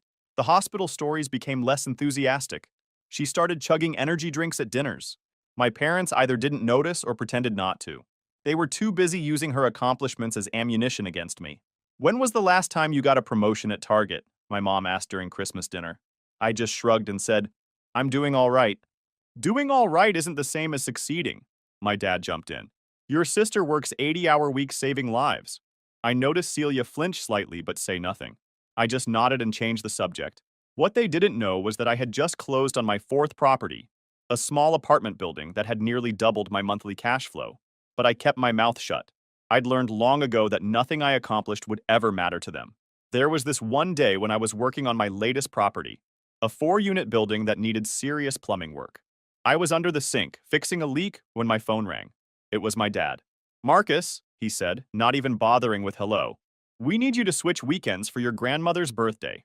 Celia has an important conference she needs to attend, so we're moving the celebration to the following weekend. Not, can you, but we need you to. Like my time wasn't valuable. Like I could just rearrange my schedule for Celia. Again. Actually, I can't, I said, tightening a pipe fitting. I've got work. Target? Please, like you're so important they can't survive a day without you. It's not like you're running the company. I took a deep breath. Not Target, I said. Other work. What other work? He sounded genuinely confused, like he couldn't imagine me doing anything but scanning groceries. Just projects, I said vaguely. I'm committed already. He sighed that signature disappointed dad sigh. This is family, Marcus. I don't understand why you can't be more accommodating like your sister. I almost told him then. Almost said, actually, Dad, I'm in the middle of fixing up a property that'll net me more money this month than you make in 3. But I bit my tongue. The time wasn't right. Nina came with me to Christmas Eve at my grandparents' house. The only family event I actually enjoyed.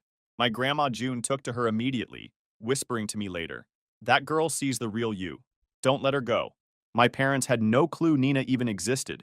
I kept those worlds completely separate. At that time, Celia was barely holding it together. She'd switched hospitals twice, started complaining about patient loads, administrative bullshit, insurance paperwork. My parents would immediately shut her down with, but you're making great money, honey. That's what matters. I watched her smile tighten every time. I almost felt bad for her. She started showing up to family stuff in her scrubs, claimed she didn't have time to change. Her perfect makeup became non-existent. Her designer clothes got replaced with whatever was comfortable. But my parents were so invested in the image of their successful doctor-daughter that they just kept bragging about her to anyone who would listen. The breaking point came at my dad's 60th birthday dinner. My parents had chosen some expensive restaurant and spent the whole night talking about the European cruise they were planning. When my dad opened his presents, Celia handed him an envelope with first-class flight upgrades. Only the best for you guys, she said, but her smile didn't reach her eyes. Later, when she went to the bathroom, my mom leaned over to me and said, see what a thoughtful, successful daughter does? When are you going to contribute anything to this family? I just took a sip of water and said, everyone contributes differently, I guess. My dad snorted. Some more than others. My grandma June heard this and said sharply to my mom, that boy has never asked you for a dime since he was 18. Maybe think about that before you start tallying up contributions. My parents just rolled their eyes. But I noticed Celia had returned and heard everything. For the first time ever, I saw something like doubt cross her face. That night, I found her sitting alone on my parents' back porch, staring at nothing. I almost walked away. We weren't exactly close anymore. But something made me sit down next to her. You okay? I asked. She didn't look at me. Do you ever feel like you're living someone else's life? It was such an unexpected question that I didn't have an immediate response. Because sometimes, she continued, I look around and wonder how I got here. When did I decide this was what I wanted? Didn't you always want to be a doctor? I asked, genuinely curious. She shrugged. I wanted to make mom and dad proud. Being a doctor was the clearest path to that. She looked at me finally. You're the smart one, you know. I laughed. Pretty sure that's not what our parents would say. That's because they don't see it, she said. You figured out early that their approval wasn't worth chasing. I'm just realizing it now, and I've already given up. Everything. Before I could respond, my mom called us back inside for cake. Celia plastered on her fake smile and went back to being the perfect daughter. But something had shifted. I could feel it. A few nights later, my phone buzzed close to midnight. It was Celia. I stared at the screen for a second. We don't usually talk, not unless someone needed something. But this time felt different. I answered. She was crying. Not just sniffling, but full-on sobbing. Marcus, I fucked up, she choked out. I really fucked up. This wasn't the first time she'd called me out of the blue. About 8 months earlier, she called asking if she could borrow $5,000 for what she called a temporary cash flow problem. I didn't ask questions, just sent it and told her to pay me back whenever. She never did. What's wrong? I asked, sitting up in bed. Nina stirred beside me, opening her eyes. I lost my job, she whispered. Like saying it out loud made it real. 3 months ago. I was silent for a moment. Why didn't you tell anyone? Are you kidding? Tell mom and dad I failed? After everything ... She trailed off. I thought I'd find something else quickly. I have applications everywhere, but nothing's coming through and I'm out of options. What have you been living on? I asked, though I was starting to put the pieces together. That's when the dam broke. Through sobs, she admitted she'd blown through her savings, maxed out credit cards, taken loans from friends, and now was facing eviction from her fancy condo. Her BMW was already gone, repossessed last month. She'd been Ubering to interviews and telling our parents she was having car trouble. Her voice got smaller when she admitted the real kicker. My parents had no idea. They think everything's fine? I asked. Worse, she said. They keep asking me for things. That's when she told me what had really been happening these past few years. Every vacation my parents took? Celia paid for it. The renovations to their house? Celia. Dad's new car? Celia. The weekly dinners at expensive restaurants? All on her dime. They never said they couldn't afford it, she explained. They just expected it, like it was my duty since I was doing so well. At first I thought I was just being generous. But now you're broke, I finished for her. Yeah, she whispered, and I have nowhere to go. I should have told her to figure it out herself. After years of looking down on me, joining in on my parents' jokes at my expense, treating me like I was beneath her, I had every right to hang up. Instead, I said, I manage a duplex on Westfield. The smaller unit is empty. You can stay there until you figure things out. The truth was, I didn't just manage that duplex. I owned it, and 4 other properties. But she didn't need to know that. There was a long silence before she finally said, Why would you help me after everything? I thought about it for a moment. Because I'm not them. When I hung up, Nina rolled over and looked at me. You sure about this? No, I admitted. But it feels like the right move. She smiled slightly. This is why I love you. You're nothing like they think you are. What I didn't tell Nina was the small part of me that enjoyed the irony. The family disappointment bailing out the golden child. The minimum wage Target cashier providing housing for the doctor. There was a certain poetic justice to it all. The next morning, I got up early and went to the duplex to get it ready. It was nothing fancy. A small 2-bedroom unit with dated but functional appliances. I'd been planning to renovate it next month before putting it back on the rental market, but it was clean and everything worked. I stocked the fridge with some basics, made sure the utilities were on, and left a spare key under the mat. As I was checking the smoke detectors, I found myself thinking about how different my life could have been if I'd chased my parents' approval the way Celia had. I might be the one calling her for help instead of the other way around. The thought made me shudder. Celia showed up the next day with 3 suitcases and red eyes. For someone who always looked perfect, she was a mess. I gave her the keys to the unit and a basic rundown of the place. It's not fancy, I warned her. Nothing like your condo. It's a roof, she said quietly. That's all I need right now. I didn't tell her that the property manager she'd be paying her reduced rent to was actually me. As far as she knew, I was just the connection that got her the place. I figured the less she knew about my situation, the better. The first day she was there, I noticed her sitting on the small concrete patio, staring at her phone. I was stopping by to fix a cabinet door that wasn't closing properly. Everything okay with the place? I asked. She looked up, startled. Yeah, it's fine. I'm just job hunting. I nodded and went to work on the cabinet. After a few minutes of awkward silence, she spoke again. Hey, Marcus, could you look at my resume? I feel like I'm missing something. I've applied to 20 places and only got 2 callbacks. It was such a surreal moment. My entire life, Celia had been the one with all the answers, the one who knew exactly how to succeed. Now she was asking me, the family screw-up, for career advice. Sure, I said, trying to hide my surprise. Send it over. Later that night, I reviewed her resume. It was impressive on paper. Top medical school, prestigious residency, years at well-known hospitals. But it was also generic. Nothing about her stood out from the thousands of other qualified doctors looking for work. I sent her back a marked-up version with suggestions, focusing on specific achievements, quantifying results, highlighting unique skills. Basic stuff I'd learned from my own journey, but things she'd never had to think about before. Her career had always been on the fast track, until it derailed. "This is actually really helpful," she texted back. "Where did you learn all this?" "Some of us have to work for opportunities," I replied simply. Nina was skeptical at first. "She's going to figure it out eventually," she pointed out. "Maybe," I admitted. "But I'm not ready for that conversation yet." My parents found out Celia had moved within days. My mom called first, her voice dripping with fake concern. "Marcus, honey, I heard your sister is staying at some apartment you found for her? That was thoughtful." "No thanks." No acknowledgement that I'd helped when they hadn't. Just surprised that I could be useful for once. "Yeah, she needed a place," I said simply. "Well, your father and I think she should come stay with us instead. She needs to be with family during this temporary setback." I almost laughed. "Did you ask her what she wants?" "Well, no, but maybe try that," I suggested and hung up. My dad called next, more direct. "Marcus, your mother and I think Celia should stay with us. This situation is just temporary while she sorts out some work stuff." "Oh, what happened with her job?" I asked innocently. There was a pause.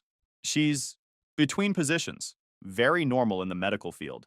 Anyway, we have plenty of room here. Did she tell you she wants to stay with you?" Another pause. "Well, no, but we're her parents. Like I said to Mom, maybe ask her what she wants." What I was piecing together was that Celia hadn't told them the full story. They knew she'd moved and was staying in a place I'd arranged, but they didn't know she was flat broke, jobless, and had been for months. A week later, I stopped by to fix a leaky faucet in Celia's unit, something I could have called a plumber for, but I wanted to check on her. She was on the phone in the kitchen, speaking quietly, but not quietly enough. "Mom, I can't ask him for that," she was saying, her voice tense. I couldn't hear my mother's response, but Celia's side told me enough. "No, I don't know how much he makes." "Yes, I know he's helping me with rent already." "No, I don't think he has savings like that." I froze in the hallway. Were they seriously talking about hitting me up for money? After years of treating me like I was worthless? "Mom, he's a Target cashier," Celia hissed. "He can't just—" "No, I understand you guys are struggling without—" "Yes, I know I used to help, but—" That was all I needed to hear. I didn't burst in or make a scene. I just quietly went back to fixing the faucet. When she came out of the kitchen, she looked startled to see me. "How long have you been here?" she asked, her voice slightly panicked. "Long enough," I replied without looking up from the sink. "If they send you to ask me for money, you're out of here." That clear? She didn't argue. She just nodded and left the room. That night, I told Nina everything. She wasn't surprised. She said my parents had been using Celia for years, and now they were trying to shift that burden onto me. But the difference was, I saw it coming. I mentioned that they had no clue I could actually help if I wanted to. The business had brought in over $20,000 last month alone. Nina just squeezed my hand and said that's exactly why I was winning. They didn't even know who I really was. A few days later, I saw Celia coming back from a job interview. Before heading in, she told me she'd made it clear to our parents that she wasn't asking me for money. They weren't thrilled. She said they couldn't understand why she'd rather stay in this so-called dump than move in with them. I asked her what she thought, and she paused, looked around at the modest duplex, then said she was finally starting to understand why I chose to do things my way. About a month into Celia's stay, my grandparents called and invited me to dinner at their place. "Bring Nina," my grandma said, "and your sister is coming too." Something in her tone made me suspicious. "Who else?" A pause. "Your parents asked to join us." I almost declined right there, but my grandpa got on the phone. "Marcus, I think you should come. Trust me on this one." When Nina and I arrived, everyone was already there. My parents looked tense. Celia looked miserable. My grandparents exchanged a look when we walked in that I couldn't quite read. Dinner started awkwardly. My parents kept trying to pull Nina into conversation, suddenly interested in her now that they'd realized she was my serious girlfriend. "A bookstore. How quaint," my mom said, eyeing Nina's outfit like she was mentally calculating the fabric cost. "I'm sure that's fulfilling. Do they let you sit and read all day? Or is there actual work involved?" Nina just smiled and said she loved books. Unfazed. My dad chuckled. "Hey, as long as someone's bringing in money, right?"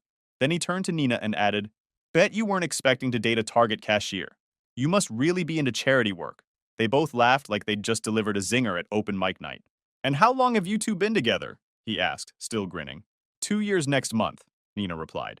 My parents blinked like they'd just heard we were secretly married with 3 kids. My mom tilted her head and said, 2 years? And still going strong? That's admirable. I mean, not everyone would have the patience for someone still finding his path. Then came the questions about where we lived. I kept it vague. We have a place. But of course that wasn't enough. East Side? My mom repeated when I finally gave a little more. Oh, well, it's nice that you're making it work with what you've got. I'm sure it has character. You must really love each other. My dad snorted. Must be that handyman charm. Built her some shelves, and boom, true love. Nina kept her smile, but I felt her grip tighten slightly under the table. After dinner, my dad cleared his throat dramatically, like he was about to give a toast or stage an intervention. I knew whatever was coming next wasn't going to be anything good. Marcus, we wanted to talk to you about something important, he began.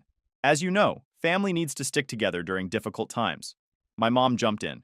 Your sister has been going through a career transition, and it's put some temporary strain on all of us. I noticed they were careful not to say financial strain or admit Celia was unemployed, still keeping up appearances. For years, Celia has been so generous with us, my dad continued. She's helped us enjoy our retirement, make some home improvements, travel a bit. And now it's time for you to step up, my mom added, looking directly at me. We've always been there for you, Marcus. We put food on the table, clothes on your back, sent you to school. I almost laughed. I'd been financially independent since 18, worked through community college myself, never asked them for a dime. What are you asking for exactly? I said, keeping my voice neutral. My parents exchanged a look. Well, my dad said, we have some expenses coming up. The house needs a new roof, and your mother's car is having issues. So you want me to pay for those things? I clarified. My mom looked offended. We're not asking for handouts, Marcus. We're just saying that family supports each other. Celia has always understood that. I glanced at my sister, who was staring down at her plate. She wouldn't meet my eyes. How much? I asked simply. My dad bluntly said, about 20,000 would help us get through the next few months. The room went silent. $20,000. From their Target cashier son. I set down my fork carefully. And you think I have that kind of money? Well, not all at once, obviously, my mom said quickly. But Celia mentioned you've been doing some property management on the side. Surely you have some savings. I looked at Celia, who finally met my eyes. She looked ashamed. I didn't tell them anything specific, she said quietly. They just wouldn't stop asking. I nodded slowly, then turned back to my parents. Let me get this straight. For years, you've made fun of my job, called me a failure, compared me to Celia at every opportunity. You've belittled everything I've done, never bothered to ask about my life, didn't even know I've had a girlfriend for 2 years. And now you want me to give you money? Now that's not fair, my dad started. My grandpa cut him off. Actually, I think it's perfectly fair. Everyone turned to look at him. My grandpa rarely intervened in family disputes. You and your wife have spent years treating Marcus like he's beneath you, he continued. June and I have watched it happen. We've said our piece about it many times, but you never listened. My grandma nodded. You dismissed his work, his choices, his path, and now you want his help? After everything? And then my dad went there. Look, Marcus, he said, voice dripping with contempt masked as concern. It's not like you're married, or raising a family, or building a real career. You're nearly 30, still clocking hours at Target, and playing handyman on weekends. Nina's clearly a sweet girl, but I honestly don't understand what she sees in a man with no real direction. At some point, you've got to grow up and do something that actually counts. That's when I decided it was time. I'd kept my life secret for years, protecting myself from their judgment. But maybe it was time they understood exactly who they'd been mocking all this time. I didn't flinch. I just looked at him. You want to know something funny, Dad? That duplex Celia's living in? I don't manage it. I own it. My mom's eyebrows shot up. In fact, I continued, I own 5 properties now. That side gig you mentioned has been my real focus for years. Target is just where I go a few days a week for steady insurance and to keep expectations low. My dad's mouth was literally hanging open. Last month, after expenses, my properties brought in just over $20,000, I said. That's not counting the equity I'm building. My portfolio is worth about $1.8 million now, with loans against it, of course. But still, the look on their faces was almost worth the years of ridicule. You know that beater car you're always making fun of? I keep it because it's reliable and paid off. I could buy a new car in cash tomorrow if I wanted to. I just don't care about flashy shit the way you do. My mom was stuttering now. But But you never said anything. Why would you keep this from us? Because nothing I ever did was good enough for you, I replied calmly. So I stopped trying to prove myself. I built my life quietly, on my terms. And here's something else you don't know, I said, turning to my grandparents. I've been paying Walter and June's rent for the past year, and covering their health insurance gap payments. My parents' heads whipped toward my grandparents, who were smiling softly. Marcus insisted, my grandma said. We told him we were fine, but he wouldn't hear it. And there's one more thing, my grandpa added. Last month, we made Marcus the trustee of our estate. If my parents looked shocked before, now they looked absolutely thunderstruck. What does that mean? My dad demanded. It means, my grandpa said calmly, that Marcus makes the financial decisions for us now, and whatever's left when we're gone goes where he thinks it should go. This is absurd. We're your children. My dad slammed his hand on the table. And Marcus is our grandson who actually takes the time to check on us, my grandma replied. When was the last time you came by without needing something, Jean? My mom turned to me, her face unreadable. You've been hiding all this from us? Why? I looked at her steadily. Why would I tell you? So you could ask for money sooner? So you could pretend to be proud of me only after I became financially successful? I shook my head. No thanks. Then I said the words I'd been holding back for years. Funny. You always said I'd never amount to anything in this family, and now I'm the one who signs the checks. My dad stood up abruptly. This is ridiculous. You've turned my own parents against me. No, my grandma said firmly. Your behavior did that all on your own. My mom turned to Celia, clearly expecting her to say something in their defense. But my sister just looked at them and said softly, They used me too, Mom. My dad's face went purple. Used you? We supported you. We bragged about you. You paraded me around like a trophy, Celia interrupted, and then expected me to fund your lifestyle because I was doing so well. You never once asked if I was happy. My dad started sputtering about ungrateful children, while my mom dabbed at her eyes with a napkin, going for the sympathy angle. Neither of them was actually listening to what we were saying. I think we're done here, I said, standing up. I looked at my grandparents. Thank you for dinner. As Nina and I headed for the door, I heard my dad call after me. So that's it? You're just going to walk away when your family needs you? I turned back, one hand on the doorknob. That's exactly what you taught me to do. After the dinner showdown, I went completely no contact. Blocked my parents' numbers, email, everything. No more drive-by guilt trips, no more fake check-ins. Nina and I even changed our locks and added cameras because, knowing them, a pop-in wasn't out of the question. Celia stayed in the duplex a bit longer, eventually landing that community clinic job she mentioned. She's not rolling in cash anymore, but she told me it's the first time she actually feels like she's doing something that matters. For herself, not just for the applause. We talk now. Not every day, but enough. The dynamic has completely flipped. She listens, asks for advice, respects what I've built. We're not best friends or anything, but there's peace there. For once. As for my parents? Well, after I iced them out, they tried going through Celia to mediate. She shut that down fast. Told them flat out that I was done, and they had no one to blame but themselves. My dad apparently had a meltdown when he found out I transferred the trustee power of attorney to a lawyer, so even my grandparents' estate is now completely locked out of his reach. They're not doing great financially. Without Celia bankrolling everything, they're starting to feel what it's like to actually live within their means. They had to cancel the cruise, sell the new car. There were rumors, through my aunt, that they were looking into reverse mortgages, but honestly, not my problem. The last message I ever got from them was a group email titled, Family is Forever. It was 2 paragraphs of emotional manipulation, half-baked apologies, and a classy little jab at the end. We raised you better than this. I didn't respond, just archived it and poured myself a coffee in my workshop while looking over the blueprints for my next property. Funny how success looks different when no one's telling you what it should look like. Also, the family achievement wall? My grandparents replaced half the pictures. Now there's one of Celia in scrubs and one of me, standing in front of my first building with a sold sign. Grandpa framed it himself. I guess if there's a moral here, it's this. Bet against the quiet ones long enough, and eventually, they'll stop playing by your rules and build their own damn scoreboard. Peace, Marcus, your friendly neighborhood disappointment, who also just hit 6 figures in monthly revenue. But what do I know? I still drive a Civic.